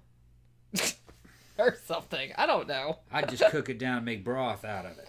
Well, that's what you're supposed to do with bones. Yeah. I mean, Victor says that's keto. It is. So, so he took all the meat and he stored it and he basically ate off it for like the next 10 months. I think he ended up eating like 44 pounds of the dude. Right? Okay, yeah. So he would have gotten away with it if it wasn't for those meddling kids, as they say on Scooby-Doo. He might have gotten away with it. I'm not really sure. Because no one really caught him or did anything about it until Armin put up another ad. Right. He put up another ad saying he ate one. I don't know if he said that he had eaten a person already, like, hey, I already did that shit, so I'm totally serious about it. But he put up another ad, like, looking for another victim. Yeah.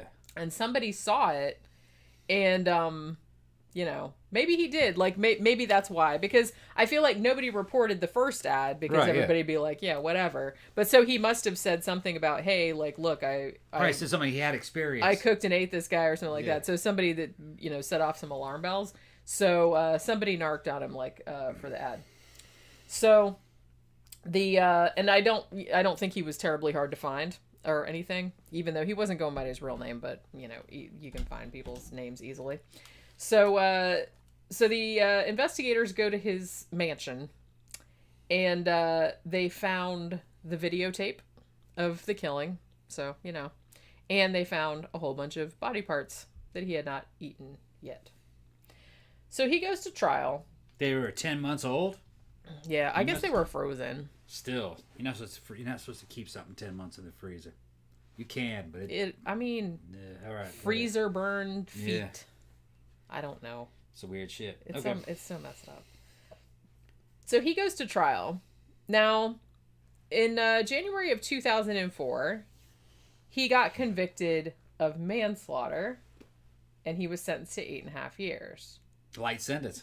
It was, but I think at the first trial, they were kind of like, well, the consent issue. They were like, look, this guy like willingly came and said, you know, they're still like, it's still murder, it's still not good, but it's not like he just grabbed a dude off the street that didn't want to get murdered. This was a guy that actually came there for that purpose. In the United States, that motherfucker would have got life. Well, yeah. Now, the thing was, though, that there was a lot of controversy about the case for that very reason, because he only got 8.5 years for manslaughter. So there was a huge amount of media attention, and there was like a huge argument about, well, you know, how far does consent go? It's like, can you consent to be eaten and cannibalized? And is that still not murder? Or is it like a lesser type of murder? So there was like a big debate about it. The situation is this. If a guy can give consent about being cannibalized, then a guy can give consent about being shot. Which means that would legalize dueling again. They wouldn't do it. Yeah. They can't. That's what I mean. It's just because you take one thing away and then it opens up other things. Yeah. Personally, I don't believe you should be fucking able to eat somebody even if they want to be eaten. No. But on the other hand, I believe in dueling. I think dueling would solve a lot of problems if it was regulated properly. Yeah. Instead of having people just doing drive-bys and shooting each other, you know, in fucking nightclubs or whatever. Just have a legalized system where you can go, that's it, bitch, I challenge you to a fucking duel. And, you know what I mean? And if you don't fucking accept a duel, then I win. You know what I mean? And if he accepts a duel, then you go fucking duel. Because you've agreed to personal combat between an enemy. If a state can agree to combat against another state, then why can't an individual willingly enter into fucking a state of warfare with another individual who's agreed upon it? I mean, the thing is, you could do that, but like anything else, you'd have to have like a protocol surrounding it. Like you'd have to have like designated dueling areas. Well, they had all that. And you'd have to go through a certain process. They'd had all that. And, like to do it, and lawyers had to be there and everything. Right. In the United States, that's the way it was done. You can't just do it like fucking... No, not on the spot. Willy-nilly, You got to go through the fucking... You got to go through the whole thing, and it was ritualized, and they're like, you had to choose weapons. Lawyers had to be there, you know, and it was a legal act. It was legal warfare between two individuals. Yeah. And I believe people have the right to wage war on other individuals as long as it's, like I said, legal. The other one wants to do it too. If they just can't live on the face of the fucking planet with each other anymore, that situation fucking exists sometimes. And until somebody can get sent to the moon. Yeah. And it would solve a lot of political problems. There are some motherfuckers that's it. I can't stand to have you in the Senate. I challenge you to a duel. I wage war on you. And if you don't fucking accept it, then you're a pussy. You know? They used to do it back then. Yeah. You had fucking presidents what was it? Jackson was in a duel. I think he was. He's in a couple of duels. Yeah. And I think guys in the Senate every now and then dueled. And they sorted shit out. You sort that shit out. And if you don't sort it out, then the other guy's dead, so win-win. Yeah, well, it was mostly a thing. It was mostly a thing of honor. Yeah, I know. You know what I mean? If dude didn't accept it, then, you know, his word wasn't worth shit. You knew he was lying. He didn't accept. He wasn't willing to fight about it. Yeah. So he pussed out. Karen asked, how about cannibalism for survival, like the Donner Party or the Chile? Yeah, we said it before. I don't. Yeah, see, I don't have a problem with that. As long as you're not like murdering people, but if you're in a plane crash and there's a bunch of dead people laying around, and you need to eat meat to survive, then I don't have any problem with that at all. Yeah. I mean, that person's dead. They're not using their meat anymore. If you're in the wild and your party members are dropping like flies from fucking... In the United States, mostly cannibalism was due to cold weather. Yeah, like the Donner Party. Yeah. You're just snowed in, you're frozen in, there's nothing to eat, you're trying to get somewhere to safety. People are dying of fucking exposure and hypothermia along the way. Everyone was hungry, there's no food. They ate them to survive. And the person who died was also a survivor. They would have totally like approved it. Maybe they had just done it a few days before. You don't know.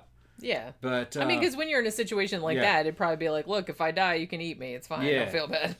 And, you know, I think hardcore mountain men and hardcore survivors in the fucking Old West here in the United States, you know, because we have some foreign viewers. A good movie I'd recommend was called Jeremiah Johnson. It was John Milius, the same guy who did Conan 1. Watch that movie. Robert Redford was in it. And there was a whole subculture of fucking dudes trying to survive in the old United States, along with the Indians. And they kind of, back in the day, they'd accuse him of going Indian, which was just being too wild. And in the movie, it doesn't show it, but Jeremiah Johnson was also known as Liver Eating Johnson. He was a cannibal, but it was more like ritual cannibalism. He was eating Crow Indians. He was eating their livers, because that's how you gained their strength. And he was doing it for revenge a lot of times. It's rumored that the Crow had killed his wife, and his wife was a Flathead Indian. So he evidently had a fucking bad vendetta against the Crow. A lot of Jeremiah was legend, though. We don't really know much about Jeremiah. He was an Army scout, evidently, and was in the Navy. Evidently, he killed a motherfucker with another motherfucker, which that's a bad shit to do. He escaped from the Crow and killed a Crow Indian and cut that Crow's leg off and killed another Crow with that leg. Yeah. And then that leg, when it froze, he was gnawing on it to try to get back home. He walked over 100 and something miles just in a few weeks trying to live. So Jeremiah Johnson, look into him. He was an American cannibal, but also a legend. A legend. Yeah. What's that? Somebody said up there, just don't eat the brain. Yeah, don't do that. You'll get the kuru. Yeah. Don't want to get that. It's like mad cow, but it's the same thing. So, except with humans. And then Alex Rivera says, do you mean they ate each other up? Like Danny from The Shining. Yep. Oracle says, have y'all reviewed the movie Ravenous? Not yet, but it is on my list because I love that movie. I actually saw that in the theater when it first came out, and I've seen it a bunch of times since then. It's also a cannibalism movie. Yeah. So another thing, too, speaking of cannibalism, that was kind of complicating things in the Armin Meiwes trial was that cannibalism was technically not illegal in Germany at the time. I don't know, it was because they just didn't think of it, or they just didn't think there had to be a law against it, or whatever. But it wasn't illegal. So there was kind of like a hue and cry about that. Now, Armin Meiwes, for his part, he has come out and said that, he was completely open about what he did. He says that he regrets doing it. He wants to write a biography about what he did so that other people with the same fetish don't do it, because apparently it wasn't a good experience to him. He is also now a vegetarian, which I thought was very funny in a fucked up kind of way. So in April of 2005, the German courts actually decided they were going to have a retrial because there was all of this debate about that he should have been tried for murder instead of manslaughter. So the prosecutors had appealed the sentence, and they wanted him to get life. So he got a retrial. So one of the issues was that even though, they really only had, the emails and stuff like that, like saying, did Bernd really consent to the killing? Did he really know what he was getting into? So there was that issue. He had mental problems. He was drunk. He was on sleeping pills at the time. So it's like, could he really give consent? And they were also saying that had Armin Meiwes killed him for sexual pleasure, which would lean more toward a murder, conviction rather than a manslaughter conviction. You know what I'm saying? So they had psychologists in there and talking about Armin's fantasies, and that it definitely was like a sexual thing, eating the guy and killing him and everything. So he gets this on the second trial, which ended in May of 2006. They actually did end up convicting him of murder and sentenced him to life in prison. Well, they realized that motherfucker was too dangerous to just let him walk around. Yeah. Even though, like I said he doesn't want to do it anymore, and he doesn't even eat meat anymore. But I don't know. That seems like somebody you might not want. I wouldn't trust that dude walking around. Yeah. Once you've gone that far, you know what I'm saying? I wouldn't trust that dude. Yeah. So I'm just kind of like, I have to say that was probably the best decision. Even if he never did it again, it's still, you, like you said, you can't trust him. No. So his judgment is way fucking impaired. You can't have that now, so while he's in prison, he does actually seem to be trying to help out in other cannibalism cases or other similar cases, like, you know, in psychological profiling and stuff. So he is actually seems to be making some kind of contribution, which I suppose is good. But, you know, so this case, obviously very, very famous, not only in Germany, but around the world. So there have been like a ton of fucking movies about it, plays about it. Rammstein did a song about it called Mein Teil, I guess. My dick, my penis, whatever I think is what that means. I'm not really sure. We have a couple of Germans in there.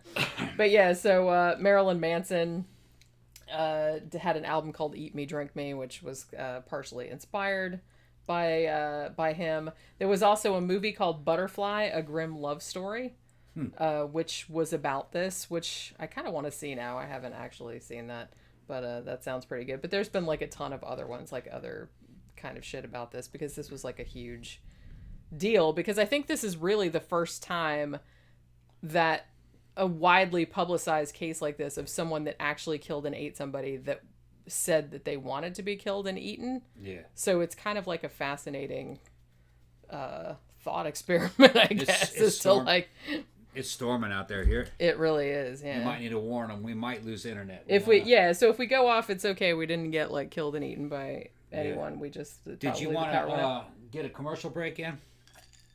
Yeah, I might do a commercial break now, because that was pretty much the end of that. Okay, we have Pookie on the commercials. And yeah, I got commercials. I got a couple kitty videos and stuff like that. And then when we come back, we will talk about Sharon Lopatka, who was another woman who, for some reason, wanted to be tortured and killed. Not eaten. I guess the guy didn't eat her, but it was kind of a similar thing. All right, so I'm going to run a couple kitty videos and a couple commercials. You got to make a new drink. And then we'll be back in just a couple minutes. So, look how we found Pookie. What you doing, Pook? Yeah? Did something bad happen? You had none of the rights. It's a genius disguise. I mean... I never recognized it. No, I wouldn't have ever even seen you. Never recognized it. Why are you so weird? Can you tell me? You don't know, do you? She's like, what? I don't know. Okay. Oh my. You love true crime. I love true crime. And I've spent the last 3 years compiling a series of the most intriguing unsolved murders of the 20th century. It's called The Faceless Villain, and Volume 3 is available now. Featuring such fascinating cases as the Keddy murders, the Carrie Babies case, the Frog Boys, the Alcasar murders, and the Inokashira Park dismemberment incident, The Faceless Villain Volume 3 is an involving exploration of unsolved slayings spanning the years from 1980 to 1999. Pick up your copy in print or ebook formats on Amazon, or download the audiobook version from audible.com, and get ready for a chilling journey through modern crime history. Just want to swim through the envelopes. Yeah. What's up? Hey. Yeah. Are you gonna try and crawl underneath? What's up? What's up? Yeah. Oh. You just... Please don't eat that. Could I please ask you not to eat the envelopes, please? I know how much you love to eat paper. What's up, little one? Where are we going? Look. Huh. Yeah. Check that shit out. Check that shit out. Well, now you closed it. I had it open so you could jump inside. You're not having it? Okay, bye. Join us September 25th, 26th, and 27th for a 3-day special streaming event, Strange Realities. to push the limits of your reality. Featuring authors, academics, researchers, occultists, experiencers, podcasters, and practitioners. All presenting fresh cutting-edge material and research. Streaming live. Featuring presentations by Brent Rains, editor of Alternate Perceptions magazine. Aaron Goulias, host of the Saucer Life podcast. David Metcalf, writer and researcher. Alan Greenfield, author of Secret Cipher of the Euphonauts. Stephanie Quick, writer and blogger. Red Pill Junkie, 14 researcher and explorer. Tim Banal, host of Banal of America. Guy Malone, iconoclast and troublemaker. Timothy Ritter, host of Strange Familiars. Kiki Dombrowski, author and practitioner. Greg Bishop, author of Project Beta. Ginny Ashford, host of 13 O'Clock. Recluse, host of The Farm. Jack Montgomery, Folk Magic. Joshua Cutchin, author of Thieves in the Night. Reverend Michael Carter, Alien Contact Experiencer. Dr. Future, host of Future Point. Tony Kale, author of Memphis Hoodoo. Rin Collier, occultist. Soraya Askath, host of Where Did the Road Go? And John Tinney, Ghost Stalkers in Hell. all 3 days, only $20. Tickets and info available at strangerealitiesconference.com. Brought to you by the Conspiranormal Podcast. Conspiranormal.com. Strange Reality.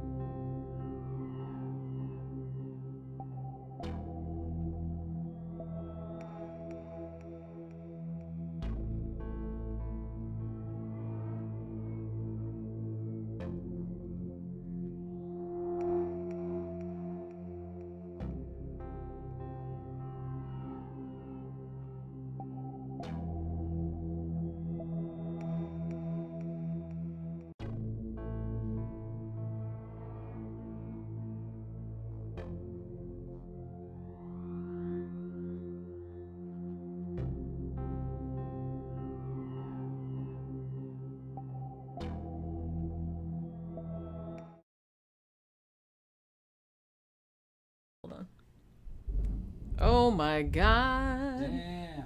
Holy crap. This is getting... It was Yeah. it was really, really bad last night, though, when we didn't lose power, so I'm kind of hoping we It's don't lightning lose out power. there. Lightning and fucking storm, and hopefully we won't lose our connection. Yeah. I mean, you know, at least we got... I like how you make that manly man face. That's the manly shit, man. I do that shit and Pookie fucking throws the door open. Boom. Pow!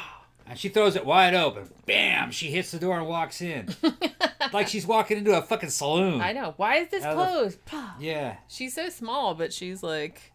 Very forceful She little has kitty. a lot of strength in her Yeah. little arms. I guess. Fucking smacking the door open and looking around like, how dare you shut that? I will not be ignored. Yeah. That's pretty. That's So we're basically coming what up on she's the saying. second hour. Yeah. Was that the second hour or just I the don't know second story? what time are we at? Let's see where we're I'm at. not really sure because I I'm don't have a counter. I'm not in the same window, so I'm not really I don't sure. have a counter there. Oh well, I guess we'll just have to use our imagination. Yeah. Look at her sitting there playing with her fucking rubber Well, I band. guess we've started. Well, I guess we've been on for. We started at 5 and Yeah. it's 6:30. Okay. So we've been going for an hour. And Making a pretty half. good time, actually. So that's pretty. Probably good. be a 3-hour show tonight. Yeah. Oh my god. It's crazy outside right now. You guys don't even know. Oh, man. Oh, Oh. fuck, man. Fuck. I'll tell you what, man. Cuervo Silver has a fucking really weird taste to it that I haven't really gotten. It's that silver. It's actually not silver. It's Cuervo Especial Silver. It's special. It's special. And it has... What was that? Oh, okay. You hear that shit? You hear that shit? Shit just fizzed out of nowhere. I know. I said, yeah, your What the shit's fuck? fizzing. I thought the sprinklers turned on or something. I was like, what the hell? Damn, fucking poltergeist fucking attacking my drink.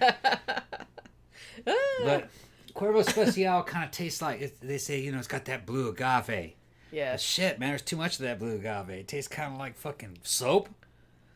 See, that's Cactus soap. why... Or something. Cactus soap. Yeah, I mean, there's a lot of better flavors. That Sam's Silver tequila is the fucking best I've been able to find. The closest thing to it would be Milagro Silver. Which is weird. I wonder who Milagro makes all the Sam's brand stuff. It's deluxe, whatever it is. Because all their stuff is really good and all it's their super shit's cheap. good. Like all all shit's their good. vodka, like the big huge thing of vodka, Yeah. like the bottle that big is like $13.99. Yeah, and that tastes like Grey Goose. Yeah, I and think it's it just is like Grey I don't Goose. have any. Like sometimes I buy Sky if we don't feel like driving all the way to Sam's. I asked Jair. I said, Jair, what's the best tequila in Tijuana? Because he lives in Tijuana. In case you guys don't know, he's a listener. And he goes, oh man, Milagro. And he goes, Yeah. you go to the fucking hotels or any of the. He works at a hotel, and you go to any hotel or any bar, man, fucking top shelf over there.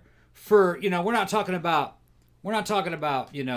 custom fucking craft tequilas. We're just talking about a corporate tequila. It says Milagro. Milagro, that's the top shelf. Yeah. I can't tell the difference between Sam's Silver and fucking Milagro Silver. It tastes the same to me. Well, like I said, I can't tell the difference Fuck, between it's the good. Sam's vodka and Sky or Or Grey Grey Goose Goose, or yeah. any other brand that I get. Yeah, it's 'Cause- not cheap. It's good shit. I mean, like I said, because the Publix liquor store is like a lot closer. So it's like if I really don't feel like driving, because we really only go to Sam's if we need a bunch of stuff, because I don't want to drive all the way out there unless we need, like, shit you need in bulk. Yeah. And then we'll get like the cheap liquor. But if we just need liquor, I just go to the Publix store. So I get Sky, and I think that's $20 for the same size bottle as the one you get at Sam's for like $13 or $14. And honestly, I can't tell the difference between the two. So there you go. But Everybody's thanking us for doing the starting times of the shows. That it works out good for Europe. it works out good for us too, because I mean, That way we can have an evening after we go. yeah, I mean, it's After we get off work. even though by the time we're done with the show, we're pretty hammered, and it's Yeah. like usually I just put like Gordon Ramsay or like Unsolved Mysteries on or something, and then I just fall asleep. Fall asleep. And then I fall asleep. I think I fell All right. asleep at like 9:30 last There's night. nothing Isn't go- that sad? Florida's still locked up. There's really. God damn, listen to that shit. I know, it's crazy. It's like Flor- atmosphere. Florida's still locked up. So there's no clubs. There's nowhere to go. And I imagine you guys are probably locked up too. Yeah, we can't really go anywhere. I can't mean, go anywhere. like I You can't said, even- not like we went a hell of a lot of places before, Yeah. but we used to go out every Saturday. Yeah, well, the sometimes thing was, Friday. is like that last 6 months or so before this shit happened, for some reason, I just didn't feel like I want to go out. We had so much shit we had to do. Yeah, so it's like we And- hadn't even really been going out much before Yeah. like the Rona even came along. So this is I just was kind of kind of like taking a break. so this is kind of like not. I mean, it sucks, but it's not really that different. Yeah, but I'm ready to go back out though. Yeah. Aren't you? Yeah, I mean, we did go to we went to Mannequins Yeah. a while back, but, yeah, but that now- was before they shut down again. Again, right? Yeah. I'm just hoping this shit's fucking getting over with. He says, If you leave it up to these motherfuckers, they'll never open back up.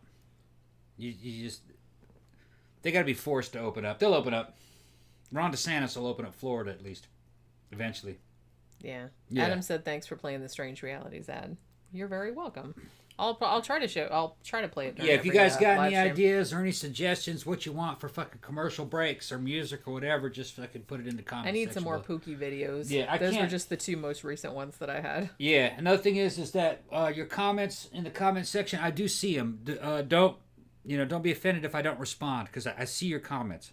Just I can't interrupt Jenny. We got to get the show rolling, so I can't respond to every comment in there. But I do see it. I do appreciate what you guys are saying. Holy crap! Damn. Kenneth says that he has a story for me about a fellow Christian school student killed her mother. Happened in Pennsylvania. Yeah, tell me about that shit. Like, just message me on Instagram or Facebook and tell me about it. He also asked, "Where's the pole and the disco ball?" We haven't got that. Yeah, right. One of these Although days. I tell you what, I did order. I ordered the on-air. You got sign. the on-air sign. I got the on-air. We can put it over there, like I'll put it over there. in front of the. It'll Mac. be over here above it, Jenny's head over here. Yeah. When you look in the thing, it'll be over here, but against that wall. Like somebody said earlier, it's like WKRP in Cincinnati. Yeah. If anybody's old enough to remember It's that. fully shit. programmable, and it's got Bluetooth and everything, so you can change the colors of the words, and it'll have patterns in there. It'll match. It'll look good. For a while, I had on my Mac, I had Yeah. my weird screensaver going, but I guess it went off. We'll look like a radio show. Yeah. And we'll pretend that we're transmitting radio, which is feeble compared to internet. But you know what I mean? We did radio shows before. We did one of the biggest radio shows in LA, and it made no impact. What was that one radio show that we did with Steve? Yeah, that's what I'm talking about. That was LA. Yeah, that was one of the biggest. That was one radios. of the weirdest experiences doing live radio I've ever had. Hey, I'm from. I felt like the dudes. There was like 3 or 4 hosts. Yeah. And I felt like idiots. They were all idiots. Well, I felt like they were all super high. Yeah. And it's like they weren't even. They had us on, but it's like then they were like talking about football, and they were like They just didn't ask us talking among anything. themselves, like Yeah. we weren't even there. And it was like the weirdest thing ever. Yep. I was just kind of like, why are we even like? I was just kind of sitting there. That's why I moved away, man. I was It born. was hilarious. I was born in California, moved away like in '81 or '82, and it's just a very I just felt like they were dumb all place. super, super, super high. dumb. California's dumb. It was just 3 or 4 high people, and then I feel like they just forgot we were on Yeah. the phone. Everybody's leaving. There's a mass exodus from there. Even Joe Rogan said he's leaving, and he says everybody's fucking leaving. It's just not worth it to stay there. It's overpopulated. The quality of living's bad. It was bad when I was there. I don't know how they fucking take it, and they want to tax them 50% and shit. They're leaving. They're leaving. Okay. People bitching about fucking Florida and the area that we're in now. This is the way California was when I was a little kid. It was like this. I fucking loved it. It was like, this is like California back in the 70s. I hate Florida because it's like Satan's ass crack. Like all It's the just so time. fucking We hot. don't have any winter. We don't have any seasons. Yeah. There are no seasons. No. It's really Hot and it's not really hot. depressing. That's it. Hot and less hot. Yeah, as I was saying. Hot and less hot. It's just basically like swamp ass 365 days. 100% humidity. Most of the time. Yeah. I mean, like I said, I've been going out for walks earlier. Yeah. Like in the summer, I go like as soon as the sun comes up, like at 6:30, like I go out, and it's still fucking hot. It's like Dagobah. But what's good about it It's is terrible. that heat and humidity will keep all those Californians away from here. So when they flee California, they'll go to Texas and stop there. They won't come into Because this it's far. deserty still. Because it's deserty, it's drier, and they don't have to worry about the humidity. Californians can't handle Yeah, this because shit. heat and humidity, that's 2 different things. Two different things. Like- I love heat. I don't. Oh man, fucking the Sinai Desert in Egypt when I was there for that. I mean, I've been to deserts. It's fucking great. and it's better, but Yeah. it's like I don't like being hot at all. It'd be 110 degrees, but 0% humidity, and it was just totally like fucking fine. I like it being like a little bit chilly so that like not so you're freezing your balls off, but just so it's cold enough that you need kind of like a sweater and a scarf. If it was like that all the time, then that would be super. Damn, we're gonna get hit by a lightning bolt. probably. We're gonna get hit by a lightning bolt. Everybody's Maybe gonna, we like- should get into the second case in case we get cut off or something. Yeah. Well, like I said, we're warning everybody right now Yeah, because it's we're like warning. storming outside. We might lose this We transmission. might. We might lose the transmission. We might lose this transmission. Yeah. So this case here, this was a case that I had not heard of until I started looking into like consensual murder and cannibalism cases. This was pretty much the only other major one that comes up when you put in like consensual murder other than the Armin Meiwes case. Now this is the case of Sharon Lopatka. So this woman, she was also born in 1961, weirdly. So she was like the same age as Armin Meiwes was. Now, she was originally from Hampstead, Maryland, and she was the oldest of 4 daughters. She was born to Orthodox Jewish parents. Now, she gets raised in Baltimore. Everybody that they talk to, like people that she went to school with and stuff like that, just like in the case of like the victim in the Armin Meiwes case, said she was completely and totally normal. She was on sports teams. She was in the school choir. Totally normal. Nothing stood out whatsoever. So she graduates in 1979, and she married a construction worker named Victor in 1991. So then they moved to this house in Hampstead, Maryland in the early 1990s. So I guess she married like pretty young, and I guess she was just trying to get away from her parents. Maybe her parents were really strict or something like that. So like a lot of girls do that grow up in like strict households, they kind of like just marry the first dude that comes along, just to get the fuck out of the house. So it seems that that's probably what she did, and her parents were apparently not happy about it. So in 1995,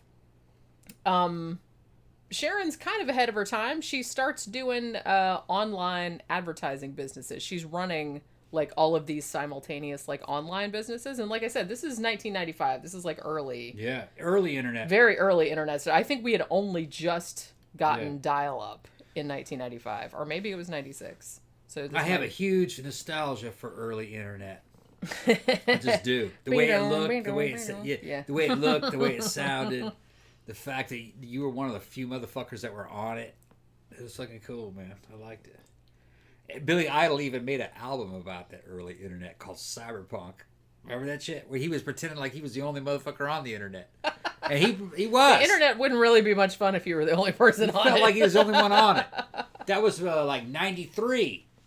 I think it was like 93. Shit, yeah. Yeah, he was talking like about how great the internet was and how hackers and people could talk to each other, coming underneath people's radar and doing shit, you know what I mean? And he was onto something. I thought he was full of shit at the time. You know? He was onto something. Billy Idol, the British Elvis copy, did foresee the power of the internet. He foresaw it. Made a whole album about it. It was funny, It was man. a concept It's funny when you that album came with a fucking floppy disk. Did it really? Yes, it did. I have it. I didn't remember that. Yep, and it was have the that little album. hard ones. Yeah. You know what I mean? And it was just a stupid program. It looked like old internet. It had its lyrics and pictures and fucking a loop of That fucking was one like of the fucking songs. high tech back then. Yeah, though. yeah, and it came with a CD. With the CD music, you know what I mean? Yeah. With the CD came that little fucking disc. And it was like fucking futuristic. I wanted to really see it. I was like, man, what the fuck is on this disc? I didn't have a computer at the time. I was in the Army. One day I finally got a computer that played. I put it in there and I went, oh, that's it? That's all that's on it? It took forever for that shit to load, too. That's how that was. You know? That was just like in the old days. You could Back in the old days, it took forever to load. When you're trying to get porn and it's just like one picture and One it's just picture like at a line by time, line. take 10, it's like fucking take like 10 minutes to get the picture and you go, like that's fucking it? Dial up. Next picture. And then like 5 hours later, it finally like loads up. Thank you, Matt. Yeah, that shit was $1.49 for a burger. Thank you very much. Thank you very much. That burger looks pretty good. Actually. Elvis, thanks you very much. It's a penis burger. Matter of fact, I can't thank you with the authority of Elvis. I can only thank you with the authority of Orion. Yeah. Yeah. Holy crap. When you hear that voice, that's not Elvis. That's Orion talking. Yeah. Yeah, I'm not high enough rank. Michael Schaefer said you finished before the picture downloaded. Exactly. Yeah, exactly. You would think that if anybody, well, I guess they didn't have the technology to do this back then, but you think at least like the tits and the vag would load like before the rest of the picture because it's like they don't care what her face looks like. I remember when the hottest thing on the internet was fucking Danny Ash. Remember Danny Ash? Yeah. Blonde. Not Daniel Ash. No, from Danny. Love and Rockets. D-A-N-N-I. Yeah. That was one of the first like. That was a different person. That was like one of the first cyber girls, you know what I mean? Fucking, she had. I remember the name. She had her own like, website. Fucking Howard Stern would fucking knew her, would promote her fucking website. Fucking Daddy's Hard Drive, and it was like fucking way ahead of its time. She made millions. Her and her husband. Yeah. She was cute. She was good looking, kind of full figured, kind of bombshell type. Why do dudes? Well, not all dudes, but like, why do some dudes want women to call them daddy? I don't know. Who said that? That's pretty weird. Somebody asked that? There's a lot of like porn and shit like that. You just reminded me of that because you said Danny's hard drive and it sounded like you said daddy's hard drive, No, and then I was like, what's with the daddy thing? I don't know. I don't know. That's really weird. It's a pimp thing. Or it's a daddy issue thing. Maybe. Like maybe people want to like. I think pimps make their stable call him daddy. Yeah, I don't know if I'd be down with that or not. Yeah. that's a little too creepy. They're taking for me. care of them. They probably have daddy issues to begin with. That's what I'm saying. They don't have daddies. They don't know who daddy is, so the fucking pimp becomes daddy. Yeah. So it's like if you do know who your dad is, you're like, yeah, no thanks. Yeah, right. Really but if you don't know who your daddy weird. is, then maybe it's not such an issue. Then the pimp becomes your daddy, yeah. All right. Yeah. I guess it's not okay. I'm just saying. It's more understandable. So yeah, so Take this a bitch to Vegas and make all kinds of money. this is one of his favorite things that he talks about. I've been taking men to Vegas. He's Yeah. whenever somebody's like fucking with me. fucking with him, Yeah, I'm a fucking bitch. he says that he's gonna take them to Vegas and put him in his stable of horse. Yeah. and I Because only, he's got one of those apparently. yeah, and I only say that to men though. The one that I was fucking really fucking going hard on about that was fucking, well, what's his name? The dude that fucking wouldn't leave me alone. Little fat boy. Who fucking idolized me. He went to Korea. Oh. What was that guy's name? Chad. Yeah, Chad. I think his name was Chad. Chad. Ched. Chad. Yeah. Isn't that how he spelled it? Remember how that motherfucker was always asking you what I would think about what something he did? Mm-hmm. Yeah, that's some weird shit. Yeah. What do you think Tom would think about this?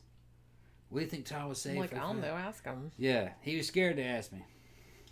Because you'd have been like, man, fuck off. Yeah, I was like, man, dude, fuck off. I said, bitch, you keep fucking standing too close to me, I'm going to take your ass to fucking face. I'm going to put you up in my fucking stables. I'm going to make money off that. He always said that. Yeah, and he's a little fat boy, you know what I mean? Fucking, and I'd turn him around and I'd say, look at that. Bitch, you are literally sitting on a fucking gold mine. On a gold mine, that's what I'm going to cash in on that shit. Me and you are going to become rich. Fucking, he's like, what? What are you talking about? What are you talking about? I said, you're standing too close to me. One of these days, I'm going to ask you for all that money you're supposedly making from this stable of horse. Yeah, well, where's that gold mine they've all been sitting on? Where is that? I had to make that up for Chad, though, man. Fucking. This is happening in nightclubs, and he's motherfucker. I'm getting drunk, and he's standing too fucking close to me. Remember? Because a man has a space bubble. Well, everyone has a space bubble. I don't want people all up in my grill either. Yeah, and you know what I mean? Fucking when you standing close to me like that, I'm gonna start fucking make certain interpretations. Okay, and that's where all that shit came from. And really, what it was is he was trying to get it to rub off on him. You know what I mean? Because we were fucking looking good and this and that. And he was trying to get a status boost by being seen with us. See? Wouldn't that have been funny if he had just walked up without saying anything and just started rubbing himself on you?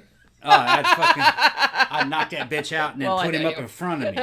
Because you don't get behind me, you get in front. You know what I'm talking about? It's just, it's going to be a battle between the tops and the bottoms. Okay? I don't fucking play that. So I'll put that hoe in his fucking place. Consistently. You have to fucking understand. Consistently. Yeah, because it's a law. Okay, and all laws of the universe are consistent. There is no violation of this fucking law. It's like the speed of light. Like the speed of light. It's like the speed of light. It's like gravity. It's shit like that. You know what I mean? A motherfucker's not gonna fucking violate the laws of the universe. It's just not gonna happen. Okay, look, you gotta get back to the show. Yeah. So yeah, like I said, this Sharon lady, way ahead of her time with the online advertising. So she hosts a website. The first one she did was called, you're gonna love this, House of Dion. And she was selling home decor guides, like through the mail, and they were $7. So apparently what these were, and I mean, I guess she made money doing this. So they were like these magazine type guides that were like telling you like all this fancy interior decorating shit that they don't want you to know because that's like secret. Catnip for people. Yeah, it's secret. Yeah. Apparently, you put that in your fucking ad, and everybody's like, "Oh, I'm gonna click on that. They don't want me to know that." Yeah. It's like if they didn't want you to know that, it wouldn't be there. That shit might have worked back in '95, though. Oh, I'm sure it did. Back in '95, it still works now. They do it. Yeah, they still do it. I mean, it's like they think it works on old people. I don't know. Yeah. I don't think it works. Kind of like you put the word liberty on anything and the old people will buy it. That's what I mean. You like name liberty, anything like liberty anything or American family anything. American family, and people liberty. Are like, oh yeah, take all my money. The heritage liberty. Right, anything like that. Yeah. There's a whole fucking list of words to use. Yeah. Like if you want to, if you want to like separate old people from their money. From their fucking money. That's, it's terrible, but... This is the world we live in. If it didn't work, they wouldn't do it. This is the world we live in. Is all I'm saying. So yeah, so apparently this first thing you paid $7 and then you would get this thing in the mail that was like, that gave you all these decorator secrets. It's apparently stuff that interior decorators know, but they didn't want you to know. I'm not sure what that could be. But there's a whole guild of interior decorators holding all that knowledge back. They're like the Freemasons, man. Yeah, It's like that knowledge back. They could tell you, but they'd have to kill you, Yeah. is basically. That's awesome. What the fuck? I don't know. Interior decorators. It's not really somebody I thought of having like a secret The Interior society. Decorators Guild. It's like a bunch of fucking ninjas.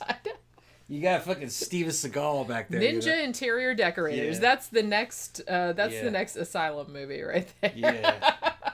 They can do ninja shit and decorate your house at the same time. I know you think you know what primary colors are and what goes along with what. But let me tell you something. Don't fuck with me. I'm gonna tell you something right now. Put the mirror on the wall. Now. It makes the room look larger. Yeah. I'm gonna tell you something right now. You fuck with my track lighting, I'm gonna break your fucking neck. Oh my god, track lighting. Yeah. You remember that shit? My dad. Remember that shit? Yeah. My dad had that. Track lighting. Back in the 90s. Back when you were a fucking rich pimp, you put a track light on top of your fucking ceiling. That's fucking right. I put the track in the ceiling. searchlights and shit. Put the green gels in front. I can green point gels the and blue lights. gels. Yeah. I can light up my artwork. Yeah, yeah. The artwork that I Yeah. bought at fucking Yeah. Kirkland's or whatever. Oh my god. Okay, Damn. so she also, this is just getting way out of hand. I know, man. Yeah, Michael's I telling get my stuntman to walk down the stairs for me if you don't watch out. Right. Yeah, that's exactly what I'm saying. you are gonna be so shocked when Steven Seagal shows up on our doorstep one day. I'm gonna fucking pull out my fucking camera. I'm gonna take a picture of that. And I'm gonna go, Jenny, here, hold the camera. I'll walk up to him and fucking Steven Seagal's big fat ass. Be able to fucking put me in the fucking arm, fucking twist lock or Thank you, whatever he does. Sultana. He'll fucking slam me. Thank you very much, bro. Slam my ass to the ground like he did fucking, what's his name? Leguizamo? John Leguizamo. Leguizamo, yeah. Who's like half his size. Come on. Beats up on little dudes. I Thank just you, well see. Sultana. I feel like what I can do, like in preparation. Okay, next time we're at the store. Girl's name is Sultana Mia. Now, is that a title or is that a name? I like She's it. the Sultana. I like it. the Whatever. princess. It is. In fact, I think that Or you the should. queen. I think that you should call me that from now on. Because I'm like the fucking queen of this shit. That's right. Yeah. No, the I'm just saying Sultana. that next time we go to the store, Yeah. I'm going to buy a box of ding dongs. And so when Steven Seagal comes to Yeah. the door, all you have to do is take one of the ding dongs and throw it, and then he will waddle after it, Yeah. and he will be gone, and your problem will be taken care of. I know. So he won't even like sit on you or anything. I know. Fuck him. We're so mean. Well, you know. I'm Yeah. not mean to most people, but it's just like people like that, I just can't. Get back to the show, Jenny. Get back to the show. Okay, I will. I'm gonna come and kick Tom's ass. Not much of a threat, but That okay. little motherfucker. You little Danzig motherfucker. Yeah. All his little daughters. He's got like 20 daughters, I think. All of them from different Does he? women. He's got a fucking shit ton of kids. All of them from different women. I mean, I knew he had some, but I didn't know he had that many. Yeah, and I think they're all like Russian daughters. Aren't they all like Russians? Didn't he give birth to a whole fucking? Did like, he order a bunch of wives? No, he moved to Russia. He was Oh, he okay. was in Eastern Europe. I mean, when you're like that, you got to run. You know, he ran because he was. Well, he didn't run literally. no because he he can't. flew. But he's facing some charges, I think. over Maybe here. roll a moon pie out the door. Yeah. Whoosh, go get that. Yeah. Sandra says, "What the heck is a ding dong?" It's ding kind of dong. like it's a ding dong. It's ding like dong it's is a like a cupcake. chocolate cake. It's like a cupcake, but it's like puck shaped, like a hockey puck. Yeah. And it's chocolate, and I think it's got white shit in the middle. No, that's Does a it? totally bad description of a ding dong. A ding dong. Maybe Okay, I'm thinking of a ring ding. the original. Okay, Those are two different things. the ding dong is the old name for it. They Yeah. changed the name to King Don. That's right. Okay, but when we were little kids, it was called a ding dong. Yeah. Also, there's a ho ho, which There's is kind of the same thing. Yeah. I think. A ding dong was made by, I think it was made by Hostess, wasn't it? I think it was. Maybe, yeah. And it was a little bit bigger than a hockey puck. So about that big around. Cylindrical. Yeah, about that tall. And it was a piece of chocolate cake with white creamy filling like out of a Twinkie. And then the whole thing was covered in chocolate. Yeah. Chocolate glaze. So it was chocolate on chocolate a chocolate cake with like chocolate, but it wasn't like icing. It's like right. that. It's like that fondant-y type of shit on the outside. Yeah, and then like there's a pack of 2 of them and a pack of ding dongs, and you could, but when we were kids, you could get them for probably about 35 cents. Yeah. Then eventually they kind of went up to like I don't know, probably about $1. When didn't they end up going up almost to $1? It wouldn't shock me if they were $1. That same company made all those fucking turnovers, like little pies. Now see those that was my jam right there. Those were good. That was the I like apple, the lemon ones. I like the chocolate one with Snoopy on it. It was just like the pie crust, and then it was just like chocolate pudding inside. And then they had the and ones they were like as big as a fucking calzone. Yeah, and a cherry one was. They were all good. They were all pretty good. I don't think they sell this anymore. They probably don't because they went bad quickly, so you had to sell a lot of them. You could probably find them. That's true. The thing is that they were much better heated up in a microwave. Well. But we didn't know that. It was before microwaves, and when I first found them, I was a little kid. But you heat them up just for like 15 seconds. Saunders laughing her ass off. A ho-ho, and a ding-dong? Yeah. Oh, shit. Oh, thank you, Thank Nilly. you very much. Thank you so much. Thank you very much, bro. Stream looks great. Thank you. We've been working on it today. Everybody's showing up. I very quickly learned how to use OBS so I could like put some kind of I forgot to put my little my little ticker back yeah, on. I forgot to put the thing up there. Back on. Yeah, that's right. See now, I was scrolling down at it just like. Jane learned how to do it in 3 hours. Maybe intros less. And outros and fucking breaks and everything. I'm pretty proud of myself. Yeah. I'm sure I'm still gonna fuck it up because, like I said, I was just scrolling down through the little scenes or whatever, and it started playing the intro for some reason. I didn't push it. I'm gonna take a break. Hold on. Oh, he's gonna go take a break. Okay, well, I'm gonna talk some more about this later. Talking. Look at Pookie. Okay. Yeah, we did. Yeah, we did get we're using the same webcam, but I actually have the actual correct software for it now. So I'm actually able to, because before we were streaming on a Mac, and I guess this webcam didn't have any Mac compatible software, so I was just using like a second hand, like, another program, and I guess it wasn't really maximized. So it does look a lot better, and I'm very happy about it. But yeah, just thought I had a stroke. It was just, that's the thing. It's like this, I just got this laptop yesterday, and I'm not really used to the touchpad yet because it's kind of different from my Mac one, like the way it works. So I was just like scrolling up through the scenes, like trying to get back to my ticker, and it, for some reason, started playing the intro video, even though I didn't push on it. So I don't know.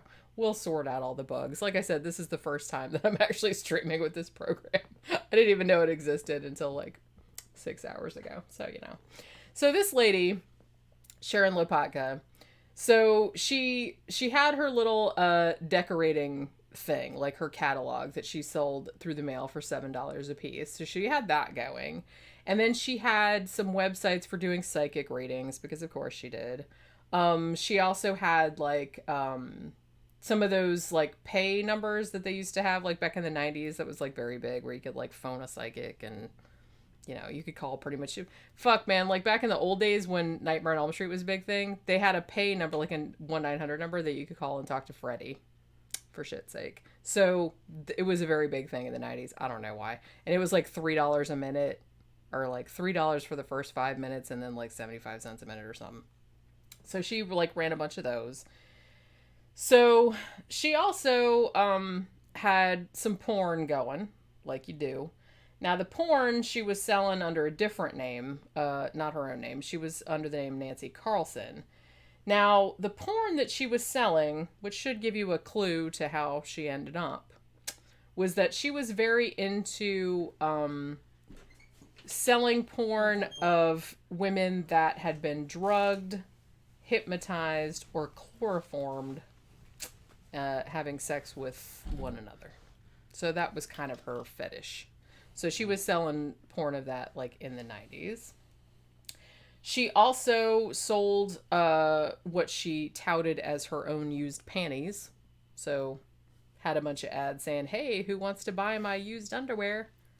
whether it was really hers or not, because She tried. not to be uncharitable, but she was not a super attractive woman.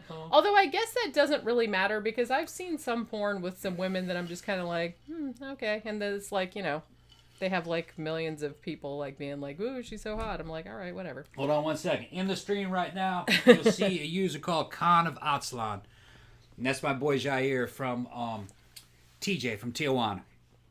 He's my homeboy, coming from the LA area, Tijuana, and fucking Southern California. They're right there. In fact, in Mexico, they fuck with people from Tijuana because they say they're too much like Americans. All right. But he's helping me with the Mexican section in the cookbook. Yeah, they've been like doing all kind of like live chat back and forth and live videos and stuff. Yeah, like, about how to make tortillas and stuff, and fucking I made some tortillas today. Made chicken tacos. We just got the tortilla press the other day. Fucking good, yeah. So he's been like trying. I got that fucking tortilla press from Mexico, cast iron. Fucking. It's nice.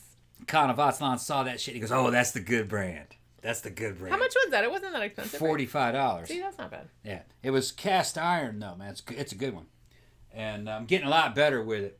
But anyway, he was the guy I was telling you about the when I asked him, I says, what's the most popular like top of shelf tequila in Mexico, and he's like, well, fucking Milagro. I was like, what? I guess it's the same one that they have here, Milagro. I thought it was gonna be some kind of craft fucking tequila, Yeah.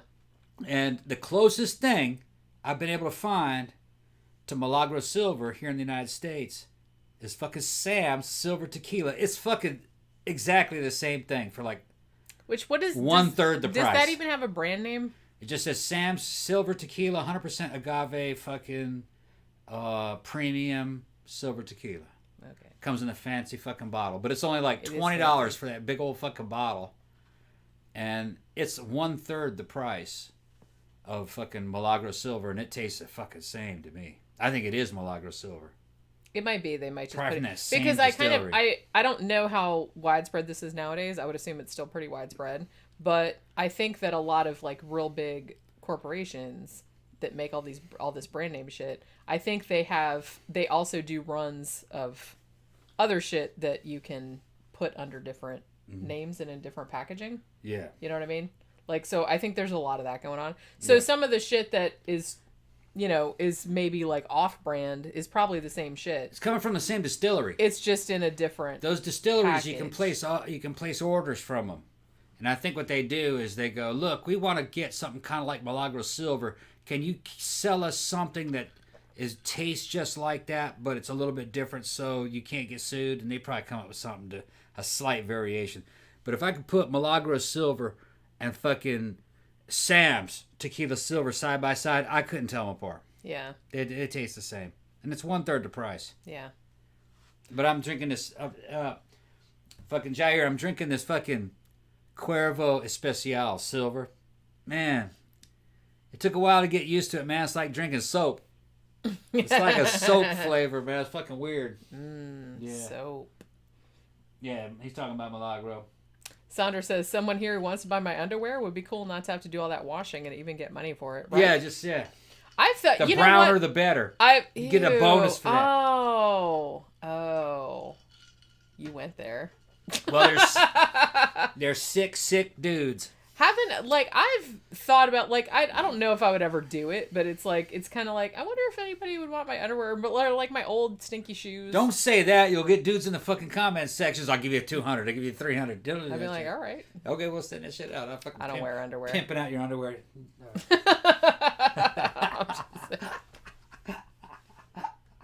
I can sell you some stinky shoes, though, if you have foot fetish. Fucking the cats love that shit. They try to crawl inside the shoe. Pookie loves my shoes. She has a foot fetish. They go, no boundaries, Tom. No, there's no boundaries. Not here. Yeah, Man, we say all kinds of regrettable things. And then sometimes I get kind of drunk on the show, and then the next day I'll wake up and be like, what the fuck did I say on there? Did I say anything really bad? In Japan, they had fucking vending machines with girls' underwear. I've heard that. Used girls, evidently. But evidently that's only where the pervs were. Fucking underwear sniffers. Dude So- sniffing so on it. They weird. don't even know what that girl looks like. They don't know who that girl is. It doesn't matter. Nasty. It's all about the smell. Nasty motherfuckers. Damn. Which, like I said, hey, I'm not judging. Yeah. Okay, I'm not judging.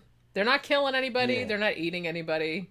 It's harmless. It's gross, but it's harmless. You know what I'm saying? They're offering fucking 50.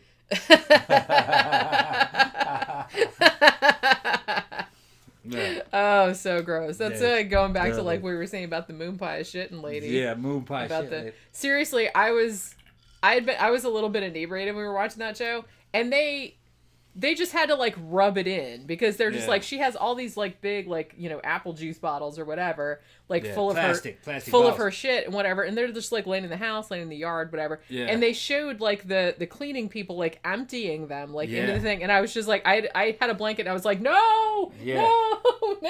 I was just like that. I couldn't watch it. I was just like fucking. I was They like, weren't "Fuck." legal. It wasn't legal to send it to the dumps, so they had to fucking unscrew those caps, and they were like in these fucking biohazard fucking gear with fucking respirators, and they fucking had to get a damn porta potty over with all that chemical stuff in there, and they were fucking unscrewing the tops of those things and pouring them out into the chemical toilet. How could you?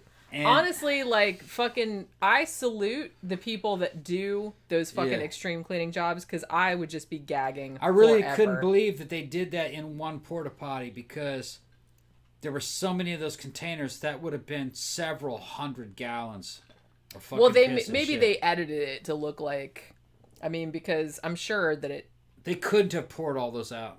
into one. No, there's no way. There's no way. That Because would've- her whole fucking her house was full of them and her yard was full of them. that would have been fucking at least 300 gallons. Because it's like, how long had she been doing that? I mean, Years and years. If you're like, you know, giving an estimate that you poop once a day, maybe. She was nasty. You know, and you're pooping in a bottle. I don't know how many poops it takes to fill up a bottle. I bet you that was about 3 or 4 days per bottle. I would think. I can't believe we got on this fucking topic. Ain't that some shit? Thank you, Matt. We start talking about poops in bottles, and then we get money. Thanks, Matt. Thanks, Matt. And I'm just like, if you talk about it too much, I'm going to start They give it $100 for brown underwear. God damn. I don't even think I have any underwear anymore. Jesus Christ. Jesus Christ. Jesus Christ. Remember fucking on South Park, fucking Mr. Slave? Jesus Christ. Jesus Christ. Jesus Christ, We yeah. say it like that all the time. Damn. I don't know. Well, I know somebody that she doesn't like sell her underwear or anything like that. But she does know a guy that will just, and this is like, it's, you know, compared to like fucking feet and dirty underwear and shit like that, this is almost like wholesome. But there's a guy that she knows that will pay for pictures of her, like not even naked or anything. She just like, that had just like with a tight t-shirt on. Yeah, know who it is too. You know what I mean? Yeah, she's a good looking woman. She And is, she's yeah. married, and the husband is fucking in on this shit. Tight t-shirt, fucking some weird shit. Well, shit, man. If somebody And paid he- me $200 for a picture of me in a tight t-shirt, well, Yeah. everybody can see me in a tight t-shirt Yeah, for he's free. seeing tight shit everywhere. All kinds of. So why would anybody pay $200? I don't- Like, bitch, I can There's see that shit for free. here's the deal though. You can see that. Here's the deal though. That's what they told us. There's got to be more to that. There's more to that story. Guarantee you. Knowing that couple, there's more to that story. Well, there might be, yeah. Yeah. But on the other hand, some people will pay for very weird, specific things that. That's just what they told us. Yeah. So I don't know. Okay. Well, I'm just I'm a going man on of the world. information I'm a I man was of the given. world. I'm a man of the world. Oh, and I'm not. No, I'm Well, just I'm saying, not a man of the world. You're not a but man I'm- of the world, but you know, I'm a man of the world, and I read between the lines. There is more to it than You what read they told between us. the lines. Yeah, I don't know. Yeah. But like I said, if anybody wants my dirty ass shoes, that's you know. just what he told us. If you want to pay me a couple $100 for my dirty ass shoes, you can have those. Pookie loves them though. She loves to, Yeah. she loves to try to climb into my shoes. I don't know why. 'Cause they smell terrible. But yeah, so she's doing porn. Like I said, her whole thing was unconscious women. That was kind of like the fetish. Did she fake it, or was she getting real women? Well, I think that it was faked. Mm-hmm. I don't know for sure. Probably was. It's easier to fake it than it Well, is to... yeah, because it seems like it'd be entirely too much trouble. Right. Because women that do porn, they're like, "Hey, we want you to pretend that you've been drugged," and It's it'd like be a lot okay. of the weird shit that you see in porn is fake. Not Well, all of it, of but a lot course, of it is but- fake. Like, ask Ron Jeremy. Okay, fucking, I saw a thing where they showed Ron and Jeremy the 2 girls 1 cup video, and Jeremy just goes, "Oh yeah, well that's fake," and they're going, "No, it's not fake," and he goes, "No, that's fake." I still The 2 can't girls watch 1, it. and it turned out later on. I've never seen it, but there's a fucking channel called Wang. I He's read a fucking Chinese description guy. of it, and I'm like, yeah, It's fake. I'm not gonna. It turned out it is fake. It's fake. Even if it is fake, It's I'm fake. still not watching it. Right. But Ron Jeremy called it. I saw a video of Ron Jeremy's reaction to it, and he's like, No. It's so much easier to fucking just fake that stuff. You know Well, that's what I mean. Anything like that, it just seems like just easier fake. to fake it. Yeah. Because the thing about it is that I know there are people that are into like scat porn, that are Yeah. into shit like that. But it just seems like it would be so much easier. It would be easier to get actors to be in the movie if it wasn't real. Right. Because you're only going to get like a tiny percentage of porn actors willing to do scat porn, for example. Yeah. Like, there are some that I think is real, but that particular video that I was talking about, 2 girls 1 cup, that particular cut of what was happening right. was faked. And it turned out they thought it was real for a long time, but then they showed it to Ron Jeremy, and his reaction was, "Oh no, that would be easy to fake. That's fake. Yeah. Why do that for real?" Well, most things are easy to fake. Yeah. So and they do it during the edit. But Deborah says, "Wow, just came in here, poops in a bottle." Yeah. Sorry. We're talking. It's over with. We're not talking about it anymore. Yeah. Wait, this is why I have limited that's what we're talking monetization about. on this channel. We're talking about fucking unconscious molestation porn. Yeah. Think of what trouble. Which is related to the case that we're talking about. It's not that. Think what trouble you got to go through to get somebody and then drug them and then take a picture of them being molested and shit. It's easier just to fake that. Well, yeah, I mean, especially something like that. Yeah, because like you can't, if you gave somebody like real shit that would make them unconscious, it's like you don't know how they're gonna react to it. What if they're allergic? They might die. They might overdose. Or they might see the pictures later on and sue you. So all right, that because shit's like I didn't know what was going on. So it's like it's easier just to fake it. Right. I mean. Yeah. You get a girl who's fucking willing to do porn. Says, "Look, you don't have to really do porn. Just pretend like you're knocked out, and we'll make a fucking $1 million." And she's like, "Okay, how much you gonna pay me?" All right. And then they just fake it. That's all. That's easier. What I'm saying. And like I said, something like scat porn, it's like it just seems like much easier. Most of it, I'm sure there's real scat porn. I know there's real scat porn out there, but I'm just saying that on the more mainstream end, it would be much easier to get actors if it wasn't real shit. Because how many people are you going to get that will evidently really one shit? fetish one where they're eating vomit and fucking vomit and then eating vomit. And I just can't with that. Some of that's real. Some of that's real, but evidently a lot of that's faked. It's faked in edit. I just can't. Like somebody might really throw up. Somebody might get down, pretend like they're going to eat it, but then they cut to a close up, and that's not real vomit. You know what I mean? So it's all in the edit. Yeah, it's just like any cream pouring out of a can or something. Yeah. And if you guys are fucking want to see a cool movie on this subject, go see that one fucking movie. What's the name of that one? Mope. Mope was a genius movie. I love that shit's movie. Fucking streaming. And it's a true story. Yeah, it just came out this year. Yeah, about bottom of the barrel porn. Yeah. And fucking a bad fucking murder happens. But yeah, I like that movie. It's based on a true story, but it's good. It's good. We reviewed it a while back. Yeah. But yeah, I really liked that movie. I'm kind of fascinated by the porn industry. You know what I mean? Yeah. Even though I'm not really that fascinated with porn itself, but I'm interested in like everything around. Most of that shit would be a grind. It'd be just like something out of Mope. Well, that's what I mean. It would just it's funny to me. I think maybe that's why I find it fascinating is that, you have people that are like obsessed with it and want to watch it all the time, but it's like for the people that are doing it, it's just a job. It's a job and they don't give a shit. And they don't really give a shit, and it's like they're just doing it for a paycheck, and it's just like Viagra to get into it. Yeah, they just turn up one day and it's like, what do we got to do today? Just like every other job, you know what I mean? It's not like a lot of times I feel like job, it would become a fucking daily grind, fucking real quick. Yeah. Fuck this shit. I feel like it would just be like any other horrible job that you don't want to go to, and it's like, man, I gotta. It'd be up there with a telemarketing job. I gotta get butt fucked by like 3 different dudes. That's today. right. Oh, it's a like, gangbang day. Fuck. Yeah. I'm gonna need some liquor when I get home. Yeah. It's it's gonna be like that. They're still fucking bidding on your fucking underwear, Betty. The shit's up at $200. God damn it! Why didn't I think of this shit before? We could have like auctioned off underwear. Yeah. Alex Rivera's going, thank God that's a fucking fake fitted. Yeah.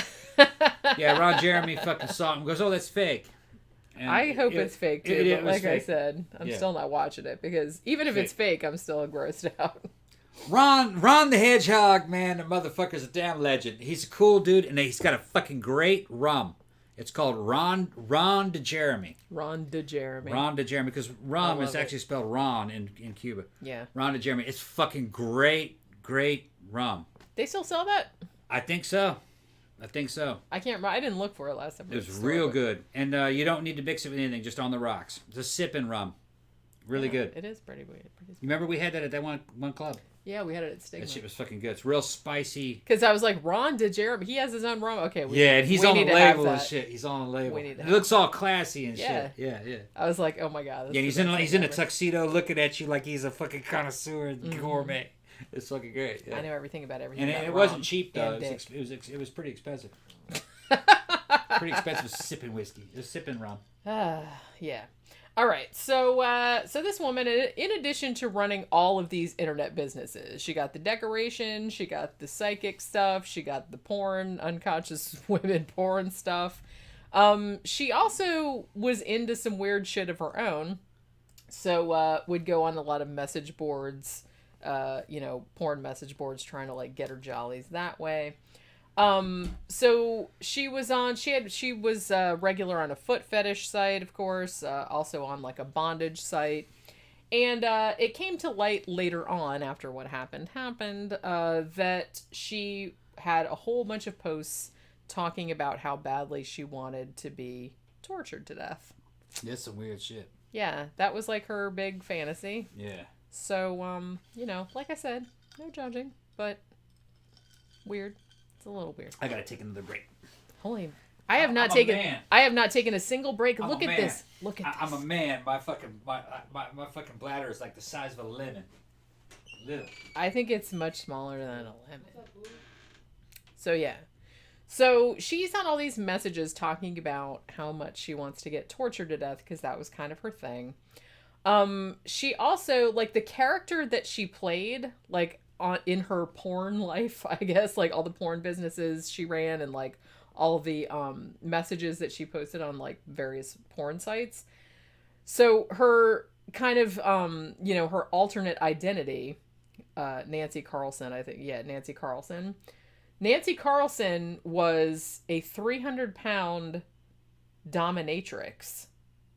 So, you know what I mean? Even that's not really what the real woman looked like. She was a little chubby, but she wasn't 300 pounds or nothing. And she didn't look like a dominatrix. She just looked like a regular person.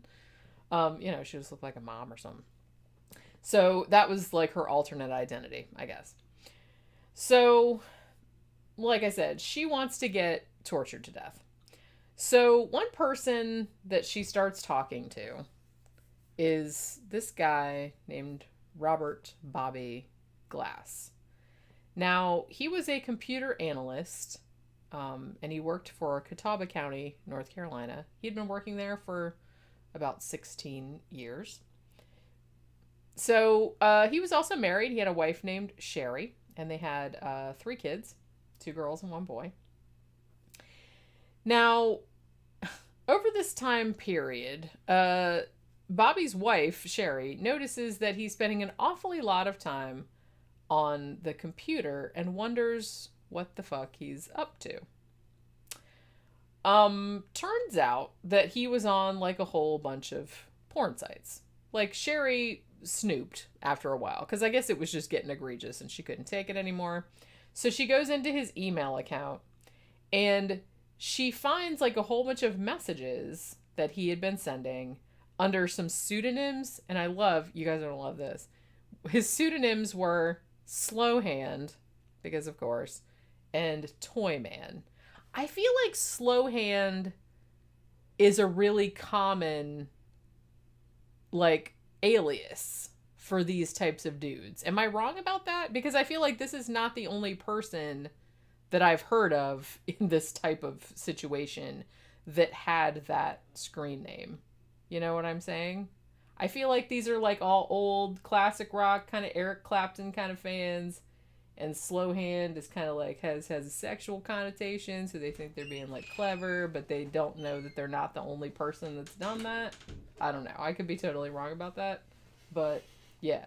So he's posting all these messages under slow hand and toy man on all these porn sites. So I guess his wife found like all these emails that he had exchanged with Sharon Lopatka about her torture fetish. 900 pages of emails were found after the murder. So these people had been talking about this a lot. So what ends up happening, Sharon finally decides, I guess much like Bernd did in the case of the cannibal thing, was she's like, okay, today is the day I'm gonna get tortured to death. That's some weird shit, man. Can you imagine, like, how do you wake up one morning and say, today's the day I'm going to fulfill my fantasy of being tortured to death? But she must have done that. Because she planned it. They had dudes. That's so fucking weird to me. They had dudes throughout the century sitting in fucking prison cells waiting to go out to the fucking gallows and get hung in fucking dread. Right. Okay? They had dudes in fucking death row. Right. Going fucking, oh shit, one day they're That's gonna fucking... all in your mind. It would just be in your mind every day. And those day. dudes were just gonna get hung or lethal injection, which is quick. Yeah. She's like going, no, I want to get tortured. It's just some weird shit. Like, I get, like, shit. Look, I get sadomasochism. I get it. Okay? Yeah, but the idea of not coming back from it. But it's like, you know, you want a little bit of pain. It's like, you know, that's cool. It's like, you know, I totally understand that. A lot of people are into that. Enhancing the shit. Fucking right. That's not weird at all. Yeah. But the fact that you would want to get, like, actually tortured until you die. That's some Cenobite action. Right. That's like some shit out of the Cenobites. Yeah. Man, why didn't she meet the Cenobites? They'd have loved her. Yeah, like the Cenobites. She'd been like, give me that box. But it's fucking and forever. Pinhead's like, It's forever. You die, and then you go off into the damn... That's what I'm saying. That's one thing that kind of bothers me about this, is that it's one thing to have a sexual fantasy and to, like, fantasize about it, to write about it, to think about it, to talk to other people about it. But then to actually do it and know that you're not going to be able to do it again. You know what I mean? It's only going to be one time. Like, what? I can't put myself into that mindset, I guess. Michael Schaefer said, yeah, Hallowed Be Thy Name was about that. That's an Iron Maiden song. Yeah. Yeah. I'm waiting in my cold cell when the bell begins to chime. I'm singing. Okay, go ahead. The Nick Cave song, The Mercy Seat, was also about... Was that about that? It was about... Yeah. Well, actually, that was about a murderer that was in the electric chair. Yeah. It was like his last thoughts while he was in the electric chair. Yeah. You see, here's the thing. I totally relate to dudes waiting to go into battle, all right, to kick some fucking ass and probably fucking get killed in the act. But you're going to be with your boys during this. You know what I mean? Yeah, you're not the only one. You're not alone. Right. And this isn't fucking punishment. This is something that you've been training for this. This is the big game. Right. You know what I mean? And you and your unit are going to fucking make a point. And you might not die. You might not die. It's not certain. Right. Okay. A good example would be D-Day. That invasion, that was a badass fucking battle. Because they were waiting for it. They could see it on the horizon coming up while they were on the landing craft. Some of them never made it off the landing craft. The fucking landing crafts were just fucking riddled with machine gun bullets. Killed them all. You know, but you don't know. And none of those dudes died alone. But this whole concept of fucking being executed, that's very, very different. It's not a naturalistic... There isn't kind of an emotional drive behind it. Maybe this woman had the same emotional drive like storming the beaches of Normandy. But I don't think so. I just don't think so. The adrenaline isn't there. Maybe, I don't know. That's what I mean, because this seems like, I mean, this is a long term. Yeah. Because she's been talking to this dude for like 900 pages worth of shit. Maybe it's just planning this. The ultimate. And thinking about it. The ultimate in masochism. Of just, you know, kill me. That's just fucking some weird shit. Which, like I said, I guess I can see, because sadomasochism, like I said, is not really all that strange, because, you know, pain and pleasure are very close together. But they're playing. Right, but it's play acting, and like, you know that you say the safe word and they stop. Yeah.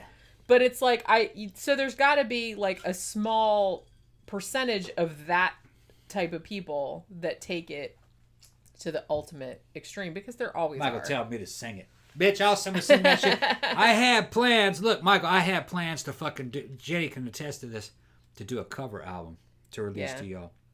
One of these days. Yeah. We'll get around to it. That's right. And it was going to have Sisters of Mercy covers. It was going to have fucking Judas Priest covers. I was going to sing old shit like off of Sin After Sin. You know, like Dissident Aggressor and shit. I was going to sing like that shit. And I'll probably put some Iron Maiden in there, man. But I got to get like some karaoke style. You know what I mean? Something like that.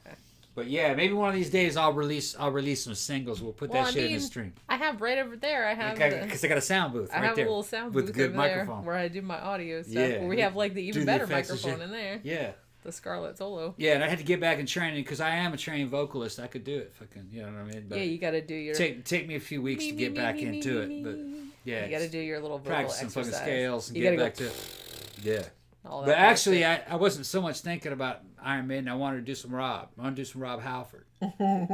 Now, you know, he's the god. Fucking Rob Halford is a fucking metal god. I can't hit all that, but some of those songs I could do, the older ones. Yeah. Yeah. That motherfucker can sing. Yeah, no shit. I mean, he was like Freddie Mercury. He was that level of vocalist in terms of in the metal world. Although I'd probably say that fucking Freddie Mercury was actually a little bit better, but... I think Freddie Mercury, that was like a once in a lifetime, like a once in a generation. The motherfucker was fucking voice. Insanely talented. I mean, that was like an incredible. Insanely talented. He had an incredible voice. Yeah, and he had a good stage presence, and he had a good. Yeah, everything just came together in one individual. That hardly ever happened. Yeah, and on stage he would just assume an identity to sing a song. Like he was like singing, you know, We Are the Champions. He would be in one role, and then he would go to fucking, you know, the one about fucking, you know, Machine Guns Ready to Go. You know, what was the name of that fucking song? Another One Bites the Dust. Another One Bites the Dust. Yeah. You could tell that the way he carried himself, he was doing two different characters. Yeah. You know, so he was. I don't want to go off on that, man, but fucking, I got a deep respect for Freddie Mercury. We just watched a Freddie Mercury documentary the other day. He was what they call a power bisexual. He was fucking a power bisexual. Yeah. Yeah. And then fucking... It's funny, I didn't realize it, but now I'm talking about two fucking alternate fucking sexuality kind of dudes. You know what I mean? But you know, those dudes fucking suffered a lot, and through that suffering, they were able to muster the creative energy, and that creative energy, they could express themselves. That was the medium of the day. Well, sometimes... Music. Yeah. It's terrible that, like, because a lot of people that produce great art... They must suffer. Well, and they suffer because of the type of temperament that they have. Yeah, right. You know what I mean? So it's like they're never going to be happy. Yeah. They're never going to be... If you have a good and happy life, it's hard for you to create meaningful art. Because you don't really have any incentive there's to. There's got to be conflict. Yeah, you have to have like some kind of like, whether it's inner conflict, it doesn't have to be outer conflict. Your life doesn't have to be horrible, but you have to have something going on. They got people that talk bad about Nietzsche and Nietzschean philosophy, but all that shit falls within what Nietzsche was talking about. You know what I mean? Both Rob Halford and fucking dude from Queen. I'm fucking drunk. I can't remember. Freddie Mercury. What's that? Freddie Mercury. Yeah, Freddie Mercury. Yeah. They were Nietzschean figures, and that's why the quality of their art was good. Yeah. So not good. They're great. Greatness comes from that kind of stuff. Overcoming obstacles. That which does not kill you makes you stronger. And albums, for some of you guys who are too young to know the old world. Our generation, we're X generation, and we have a foot in both the old world and the new world. The old world didn't have the internet. We had albums. That was the internet of our generation. You knew what was going on based upon music. Because television wasn't as controlled. Television was highly controlled. Albums weren't. So that was kind of like our version of the internet. So in a lot of ways, these old rock stars, and the idea of a rock star really isn't even around anymore, but rock stars of that era were kind of like I don't want to say the fucking YouTuber, but almost kind of like the YouTuber of the time, of those days. Yeah. Because, I mean, nowadays, you now have...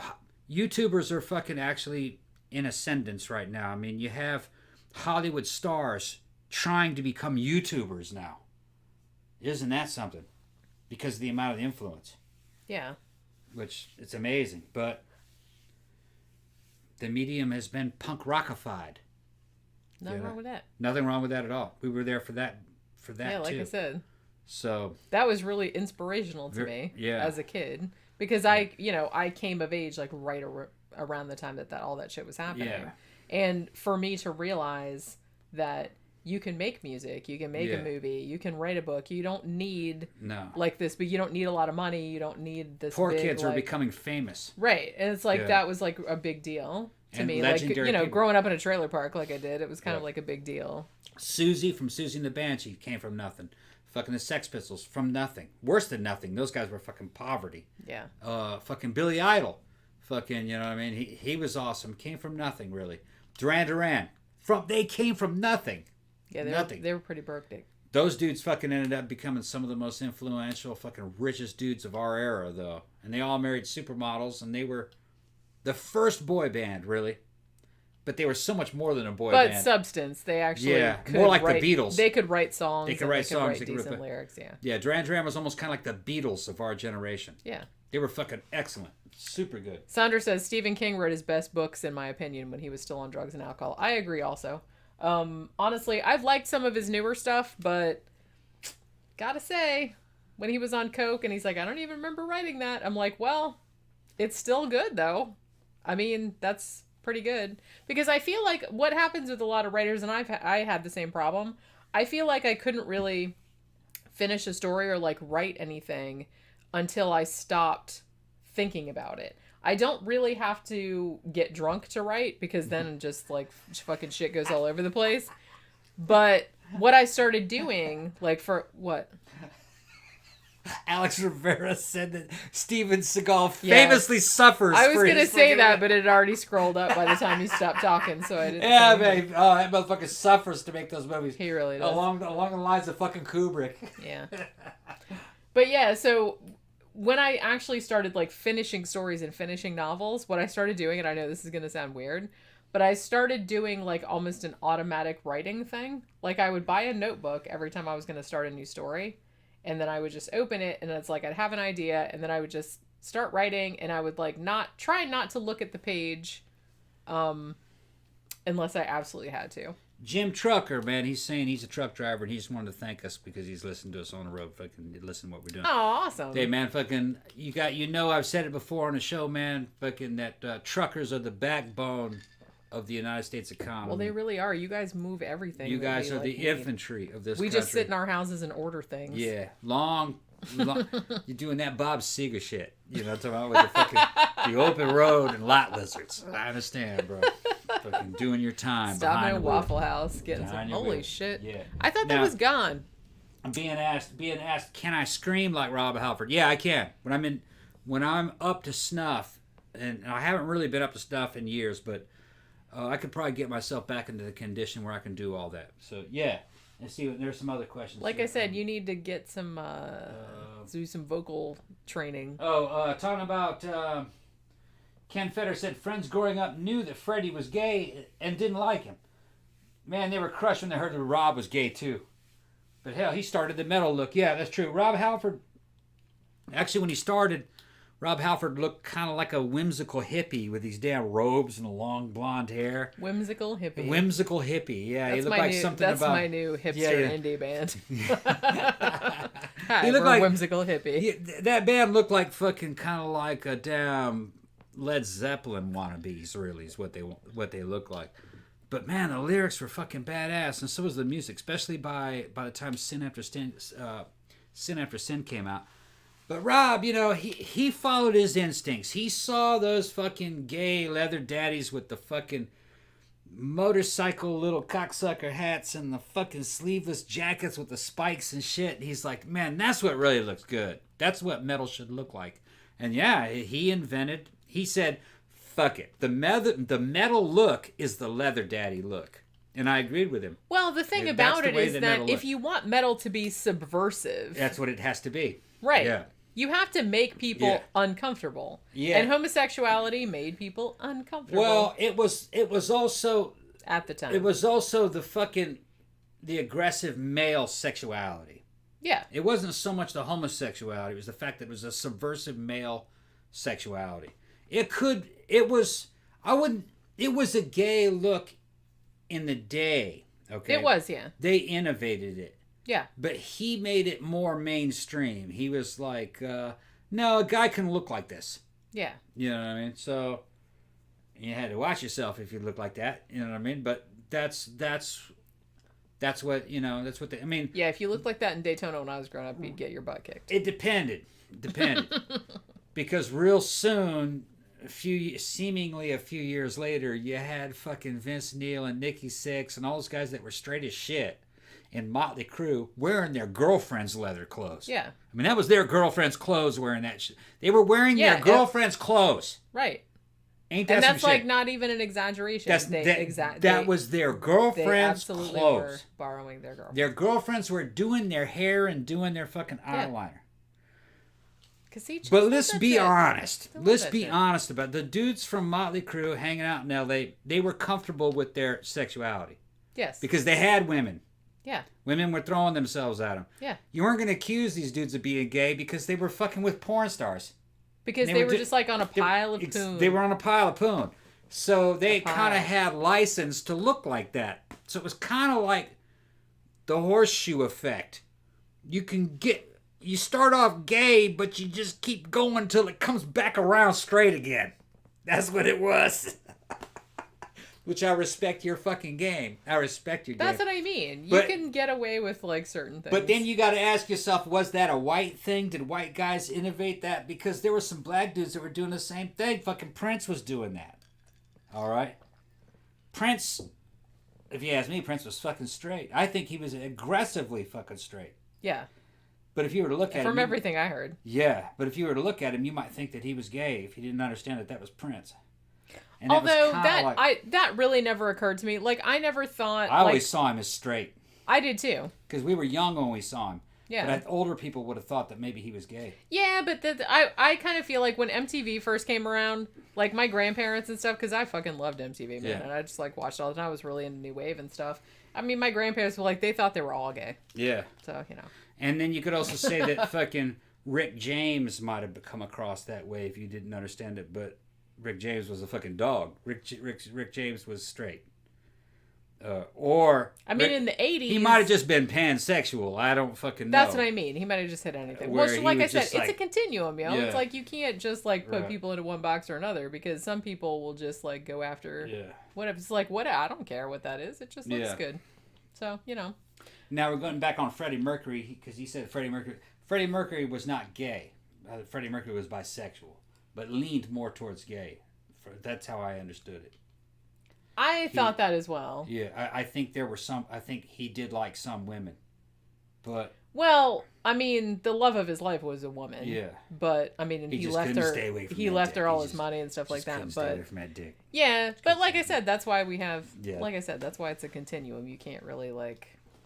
Some dudes are just a certain way. People just like what they like. Some dudes are just a certain way, and if they're fucking giving us enjoyment in the form of fucking music and art and shit, I'm straight, but I'm saying that I'm gonna fucking eat that shit up because I can understand it. Yeah. You know what I mean? Freddie Mercury can speak to me. Fucking, Rob Halford. Rob speaks to me. I'm like, I understand where Rob's coming from. Fucking. I'd have to be careful around Rob. Rob might try to put the move on a pretty motherfucker like me, especially back in the day. But I can defend myself. You can defend yourself. But there was a lot of them that were like that. Adam Ant, I thought he was gay. He wasn't gay. No, he wasn't gay. Well, that's what I mean. I feel like back in the 80s when it was very like hip to be gender ambiguous. bending. It was kind of ambiguous. Or, gender ambiguous. It was ambiguous. So that was like kind of that was a very big thing. So it's like you couldn't really tell. But, I mean, to me, it's like it never really, I don't know. I just didn't think about it. I was just like, what? Duran. Whatever. If they are, Duran, if they're not, I don't care. Duran had the ambiguous look, but I could tell right from the lyrics that those dudes were all fucking I knew straight. they were all straight. They were all straight. Yeah. They were all straight. They were straight. They had good quality fucking lyrics. The only person I didn't guess about George Michael. I guess I wasn't hugely into Wham, so I didn't. No, really, I thought George Michael was straight. I didn't really think about it. I thought he was fucking straight. I didn't really think about it. I I called Boy George, but that's I thought that was obvious. Yeah. I thought it was obvious that he was gay. Yeah. Yeah. That's what I mean. That was pretty much the only one that like stood out as obvious. Yeah. Like the rest of them, I was just kind of like, meh. Right. They're still hot, so I don't care. Now the dudes from because I like that. I like that sexual ambiguity. Dudes thing. from Iron Maiden, to me, they were all straight. I could tell. Well, I think everybody thought that. Yeah. I right. think everybody thought that. And I think like when Rob Halford came out, I think Yeah. everybody like, well, not everybody, but like a lot of people like wigged out. No, like, you see, what? here's the deal. I was paying close attention to those lyrics.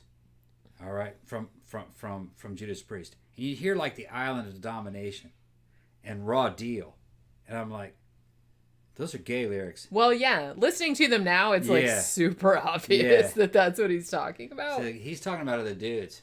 Dudes fucking twisting in the mirror and shit. Fucking and fucking, you know what I mean? And putting another motherfucker in their place. There's like all this damn powerful domination and shit going on between men. And I'm going, and he said Fire Island.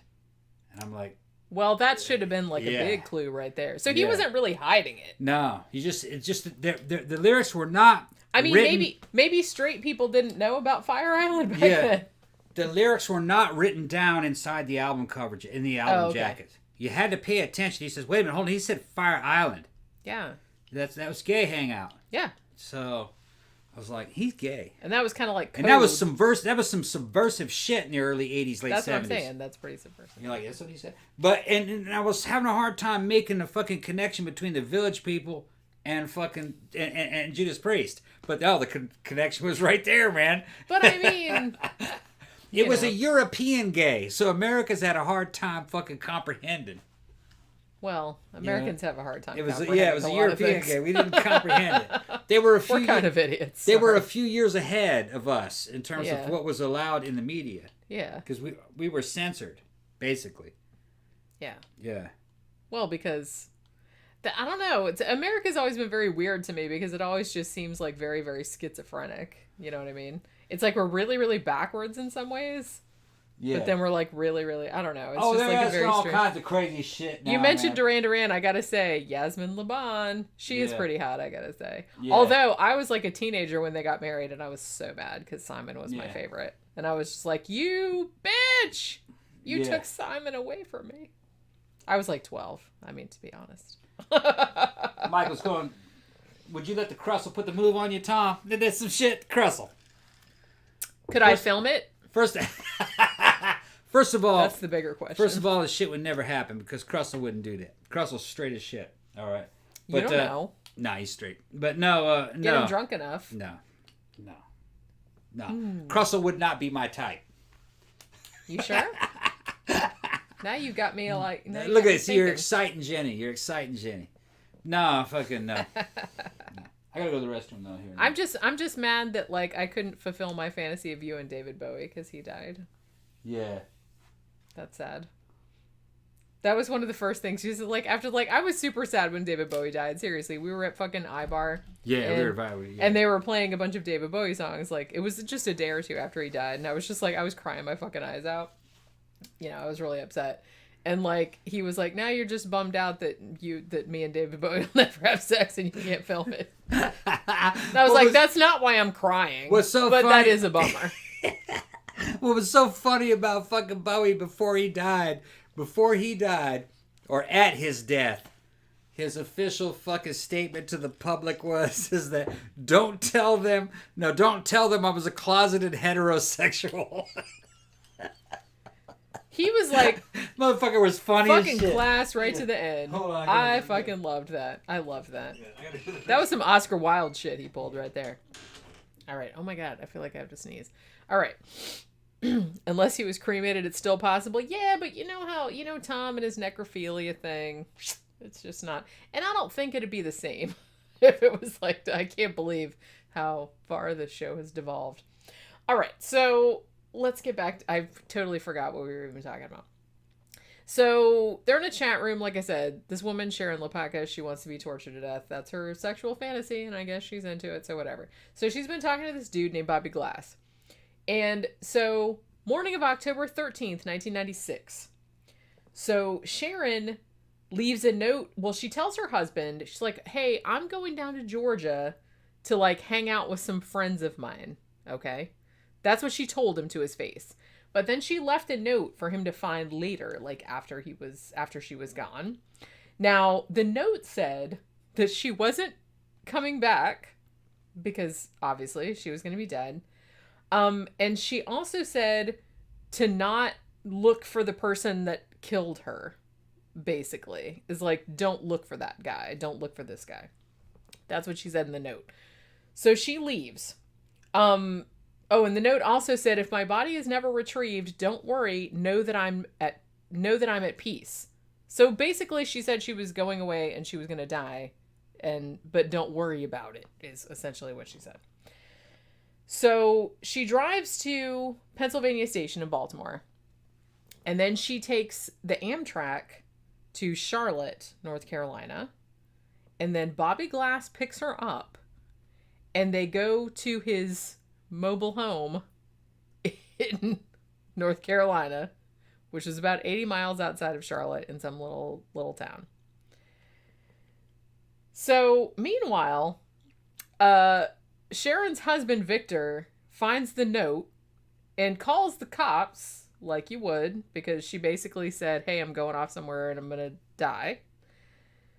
So, the cops came and they went through all her shit. And they found all of the email correspondence between her and Bobby Glass, basically saying, like, setting up the whole, hey, I'm going to torture you to death scenario. So the cops, they call the cops in North Carolina. They stake out Bobby's mobile home, right? Now, they sit outside the house for several days. I guess they didn't have a search warrant or whatever, so they couldn't go in there. So they sit outside the mobile home for a few days, but they didn't see anybody. They didn't see Sharon. They didn't see anybody. So finally, the judge issues a search warrant so the cops can go inside. And when the cops go inside and search the trailer, they find like a whole bunch of Sharon Lopatka's stuff in there. They also found some bondage stuff, they found some drugs, and they found a bunch of child porn, so there you go. They found some guns. They found like a bunch of computer disks, which they took off for later perusal. And then one of the cops says, hey, there's a suspicious looking pile of dirt over there behind the trailer, so let's go check that out, what say? So they go and check that out. And they find a bunch of body parts buried behind the trailer 2.5 feet under this little pile of soil. So they arrest Bobby Glass. Now, Bobby Glass, even if he had got off for the consensual murder of Sharon Lopatka, he would still be going to prison because his trailer was just full of child porn. So, you know, not exactly. I might have missed it. How did he exactly torture her? He didn't. That's the thing. Okay. It's like, I feel like she just got there and they had gone through like 900 pages of emails of them setting this whole thing up and fantasizing about it. And then she gets there. When they found the body, it didn't look like she'd been tortured. It basically just looked like maybe they did like some light bondage shit and then he just strangled her and threw her in a hole in the backyard. He made it easy on her. Maybe. Yeah. I mean, you know. Right. How would I know? You say you know. Well, but, no, I mean, it's just, that's just a I think he made statement. it easier on her. Yeah, it's like, I don't... So again... Maybe he got to a point where he's sitting there and he's doing his bondage thing, you know, and all of a sudden he goes, this is the right time. This is the right moment. And you know what I mean? She's having a good time. Now it's time to fucking go ahead and finish this shit off. And maybe that's what he did. And he chokes her out. So it wasn't like... Well, like a Cenobite style torturing to death, where you're ripping somebody apart, Whether you're ripping their face off and you're shit like that. skinning her alive. And Which I haven't read her emails, so I don't know like how severe her torture. Like I don't know what kind of torture she's talking about. Maybe, you know what I'm saying? yeah, maybe he read what she talked about, and so he did what she wanted. Yeah, it's like, so I don't know if she wanted torture, like, hey, rip my limbs off, burn me alive, like, cut my ears off. Cut my ears off, like, waterboard me. I don't know. Like, I don't Right. know, like, what the extent of her torture fantasy was. So maybe he did do that, but they're just saying they didn't find anything on her that would suggest that she had been tortured before she died. It just looked like she had been strangled, and that's it. So I don't really know if this dude was just like, hey, here's somebody I can just kill and not fucking worry about it. Or if this is another case where, just as in the previous case, where Bernd Brandes goes to, he's like, hey, I've had this lifelong fantasy of, like, being killed and eaten.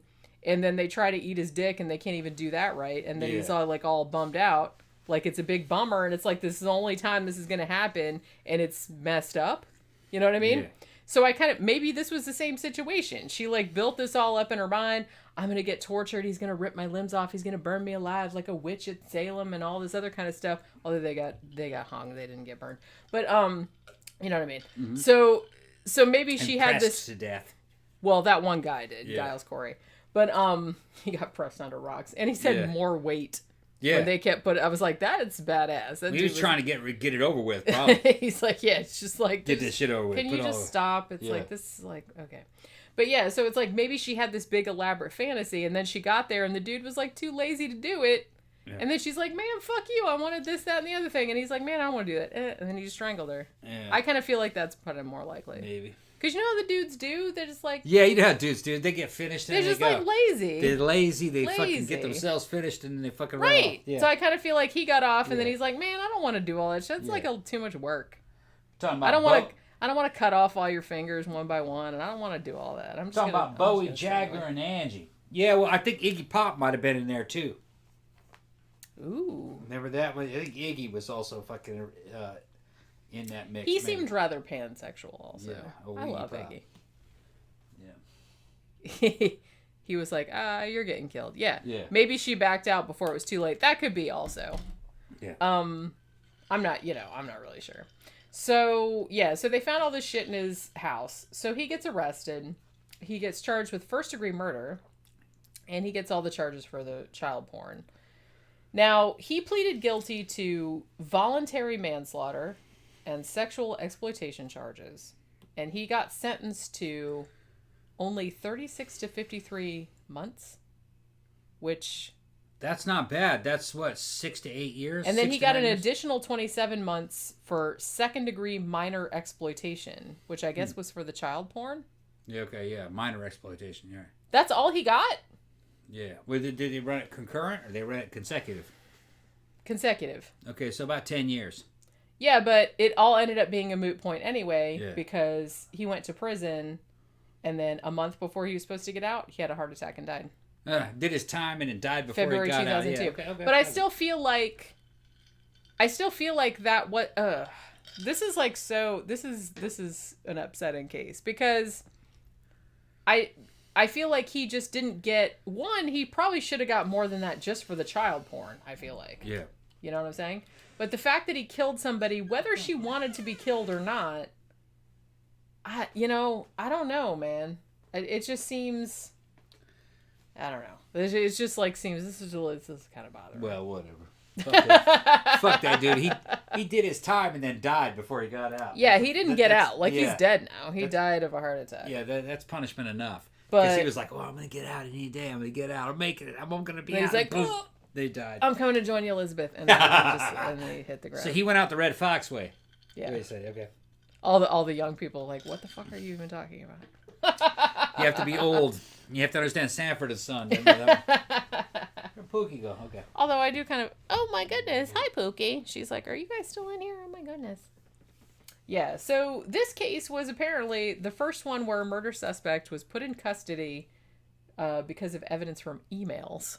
Because like I said, they found all those emails like where she was like describing what she wanted to do, and he's like, yeah, I'm totally going to do that, and blah, blah, blah. So, I don't know. I feel like this case too, even though I hadn't heard of this one prior to, I mean, the Armin Meiwes case is like super, super famous because like seriously, that dude killed and ate another dude and the dude was apparently okay with it. This woman is like not as, you don't hear as much about it, I guess because it wasn't as splashy. Like she didn't get tortured, she didn't get eaten, she didn't get anything like that. This dude just, they met each other and then Choked just her strangled her and buried her in the backyard. And then it was like, yeah, there she is. So, but they did kind of like, it did kind of open up a discussion about, you know, should we allow these people on these like extreme fetish websites to have these types of discussions that might actually lead to something in the real world and all this other kind of shit. But honestly, I think it's better than it used to be because since we have all these fetish websites now where people can talk about their fantasies as fucked up as they are, I think that's better. I don't think it encourages people to do it in real life. Probably gets it out of their system. I think it gets it out of their, there's always going to be that tiny percentage of people that are just going to be messed up and they're going to do this shit regardless. But I do feel like that would be a larger percentage if those people were not allowed to express their desires. It'll just fester. And understand that other people have those desires too. And if they're not, they're not necessarily like ideal, but the fact that other people have them too, like would maybe make you feel less weird. So you wouldn't feel like so inclined to act on them in real life. You know what I'm saying? Yeah. I do feel like it's why nowadays you don't see quite as many serial killers of the type that you saw in the 70s and 80s. I think now because people that maybe before would have become serial killers because they thought, well, I'm the only one that has this like really weird proclivity or whatever. Like now you can go online, you can go on some like weird message board and you can talk to other people who have that same thing. So you can feel like you're not weird. You know what I mean? You can say what you want. To me, that shit's still fucking weird. It is weird. I'm not saying that. Yeah. But, you know what I mean? Get that shit out of your system. You don't have to act on weird shit. You know what I mean? If you got some weird shit, you can fucking just kind of groove with that weird shit and then leave that shit between yourself. All right, don't. Yeah, it's like... Why you want to... It's just sex. Why you want to kill somebody over fucking sex? Man? Right. That's some weird shit. And the shit, thing man. is like, if, and if you want to write, like, fanfic about it, and if you want to share, like, stories about, like, where you do that type of stuff, and it's not real, you're not doing it, then, I'm not going to read it, because it's not my thing, but it's like, if other people want to read it, then I think that's fine. As long as you're not doing it in real life. You know what I mean? As long as no real person... Yeah, talk it out. You'll get over it. Because that shit's fucking... Like I said, most people, I think that's as far as it would go. I mean, it just goes to show that, like, Armin Meiwes, he puts the ad in there saying outright, I'm looking for an 18 to 35-year-old well-built male, and I want to kill and eat him. And he goes out there and says that, and he got more than one person to respond. And most of them backed out because I feel like once they thought about it, they were like, oh, this is real. I don't really want to do that. Now, you see, E and B... He's in the comment sections, and I don't know if he's fucking with me or not, but he's saying the drop in lead seems to have reduced serial killers. I've been saying that shit for fucking months. Yeah, I think he knows he's been saying. That's probably a big factor too. When they got rid of that leaded gasoline, I noticed that fucking shit got better.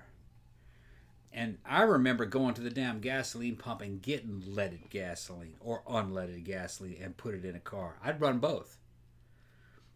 When you run fucking leaded gasoline through a car, it doesn't destroy those lead particles. It blows them right out the fucking tailpipe. Well, yeah. Catalytic converter or not, didn't fucking matter. Well, what happened with those lead particles? We breathed them in and gave us brain damage. And they would collect inside of fucking cities and places where people were. And people did some weird shit, man. It's like some stuff on the level of the Roman Empire stuff. Well, what was Rome doing? They had lead water pipes and they were eating off of lead plates, drinking out of lead cups. They were cutting meat on lead plates and eating lead particles because they said that lead tasted good. Delicious lead. Delicious lead. Okay? They did some fucking crazy shit. And that's my fucking hypothesis. That's my hypothesis. Is that a lot of that weird shit back in the 70s and the 80s had to do with the lead buildup, lead contamination. Might have, yeah. I think so. Those lead particles would have gotten down into the water table and everything. Well, yeah, it would have contaminated everything. Yeah. I do feel which like totally, that had to be. That totally explains Detroit. Totally. I was living in that area. Yeah. All right. And that totally explains it. Fucking leaded gasoline and all that fucking industrial fucking activity that was going on. Well, yeah. Those fucking people up in Michigan are fucking crazy. Seep into your shit. Michiganders are fucking crazy. Lead fucking poisoned motherfuckers, all of you. Everybody, that's it. Everybody in Michigan is lead poison. Yeah, a bunch of retards. My stepdad was from Michigan. He was a fucking retard. I'm just fucking around because my best friend was fucking Michigan too, man. The motherfucker was Steve. I gotta have Steve on the show one of these days. Well, I grew up with Steve. Visit. Steve got a doctorate from fucking University of Michigan. He was a genetic scientist. Yeah, that's right. Dumb motherfucker like me was best friends with fucking genetic scientists. And he was on that human genome. I'm just kidding. I'm not dumb. That's my cover. But he was on that human genome project. And he told me a lot of stuff about that human genome project that was never made public. About what they found out about the human genome. Yeah. But yeah, fucking shit they were all aliens. No. Nothing as fun as that. No. It's just that they know a lot more about humans than they fucking want to let on. Yeah. And they don't like us too much. I don't like us either. Yeah. Humans kind of blow. Yeah. I hope in my next life I'm a cat. Yeah. Humans are kind of fucked. But I'm gonna have to ask Steve about lead and lead poisoning. He probably knows about it. Lead. He probably knows about it. He's running that software company. Lead. Another weird thing, you know what I mean? This is a fucking weird show. My granddad being in JPL, you know, from Jet Propulsion Laboratory, and fucking around with the F-14 Tomcat and the fucking Saturn V rocket and the moon mission and shit like that. My best friend, also on the Human Genome Project. All these smart motherfuckers that gravitated around the Ross. But that dude also... The Ross. The Ross, yeah. It's like the Fonz. Steve made a fucking flight simulator. Flight simulation program for fucking computers back in the day. And the FBI fucking came and investigated his ass behind that flight simulation program. Because that was the flight simulation program that the 9/11 attackers used to run into the remember you telling me that. Yeah, run into those damn Twin Towers. But of course, they quickly found it. You know, they were like, yeah, you didn't have anything to do with that. Well, I mean, a flight simulator is a flight simulator. I kind of feel like. Yeah, Steve does software now. God damn, I'm getting hungry. Are you having problems? Yeah, I'm getting hungry again. Yeah, but I am too, kind of. But yeah, that flight simulator program. So I got all kinds of weird fucking stories that have never really been on the show besides all the poltergeist stuff. We gotta have Steve on one of these times. That motherfucker. You guys had fucking sure about. He talked about me when I was a fucking kid. He used to call me fucking mall cheese. That's right. I remember. Mall cheese. Yeah. Although I don't remember why he called you that though. Machismo. Oh. He's making fun of me and shit. Making fun of my mom. Called her Margie G. The 2 G's for the double G breasts. My mom had big ass fucking titties. I would have showed some pictures of my mom when she was young. You guys don't understand. My mom looked like Cassandra Peterson when she was fucking young. And he used to fuck with me. He says, "Oh, you know, I fucked your mom." I was like, "What?" He says, "Yeah, I fucked your mom." He's fucking with me. So then I started fucking with him about fucking his sister. Did he have a sister? I thought. Yeah, he had a sister. Yeah. Oh, I thought he just had that brother. No, he had a sister too. Dwayne Paul. Yeah, no, that was Justin. he fucking had a little fucking mouth. Dwayne Paul. With his funny fucking voice. No, he had a sister that was younger than him, but older than Googs. We called him Googs. Yeah. Yeah, yeah, and but she wasn't. She was just getting into high school when I was retaliating by saying that I fucked her. Yeah. Yeah. So it wasn't that date rapey. No, she was only like 2 or 3 years younger than me. Okay, so it's legit. Yeah. She's only 2 or 3 years. But no statutory stuff. No. Okay. No, I was still in high school. I was still in high school. She was a freshman. I was fucking junior or something. But Yeah. I used to threaten him. Behind that. That you were gonna do that. That I was gonna fuck You his probably sister. totally would have done that. Well, I only pulled that out of my fucking back pocket when he was saying that he was fucking my mom, and I said, You "Dude, should have said you fucked his mom. Oh no, that wouldn't have been a trophy there. No, that wouldn't have been a trophy. Yeah, I don't know That what his wouldn't mom have looked been a like, trophy. so I don't know. So he's gonna pull out and say, "Well, I fucked your sister." He's like, "Dude, you didn't do that, did you?" Just, yeah, I did. I'd be lying my ass off. But you're dealing with fucking dudes, okay? You gotta understand you gotta put this in the context of the times, okay? We were basically kind of like something out of fucking Bill and Ted's fucking Bill and Ted's fucking adventure. Yeah, I can see that. It was like that. We were like that. I fucked your mom. Yeah, well, Yeah, I I fucked your mom. I fucked your mom. I I fucked your fucked your mom. sister. You didn't fuck my sister. Yeah, I did. I fucked I your tried to aunt and convince your him. grandma. I was trying to convince him that I fucked his sister. And then he tried to convince me that he fucked my mom. That's how crazy it was back then, man. That's Dudes how, are weird. That's how fucking That's all I'm crazy it saying. was. That shit was like Dudes are 1980. weird. That was like 1986, 1987, around that time. And fucking, we were just. Dudes are weird. You don't understand the way it was. That's just the way it was. He always says I gotta that, consult these motherfuckers. he always says that like I wasn't there too. Yeah.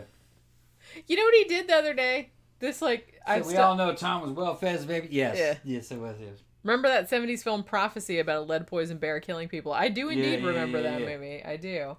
I just saw it. I think it was on. Oh shit! I saw it on Tubi or somewhere, or Shudder added it or something. Because I remember just seeing the card the other day and being like, "Oh man, I should watch that," because I haven't seen that in such a long time. But yeah, he always says stuff like that I don't remember. Like, oh, you don't know how it was. You don't know if it's. He's only like 2 years older than me. Yeah, but I'm a man. Right, but. You had brothers, so you kind of know. Yeah, I have two brothers. I saw that shit first person, though. I know, It was about, like but first yeah, I person. know it, and I had a lot of friends that were dudes too, Okay. like when I was that age. So it's like I know. He's like, I don't know, you're so weird.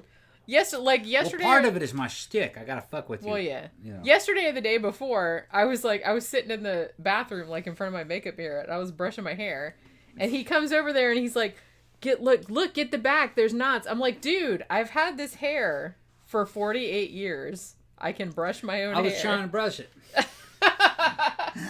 He was talking like I'd never brushed my own hair before. Like, look, you're messing it up. I'm like, I know how to brush my fucking hair. What are you doing? Damn. It's like crazy. It's crazy. You know what time it is? It's time to go eat something. It's time to go eat something and shut this shit down. Yeah, because we've been on We've been on 3 hours and 11 minutes. Yeah, it's about probably, time. 'cause 3 I hour think we show. That's started- good. That's good. pretty good. Oh, yeah. Hopefully you guys enjoyed the show today. We had a good time. Yeah. I was worried at first because I never used this program and I didn't know it was gonna happen. Like when I pushed all the buttons. Yeah.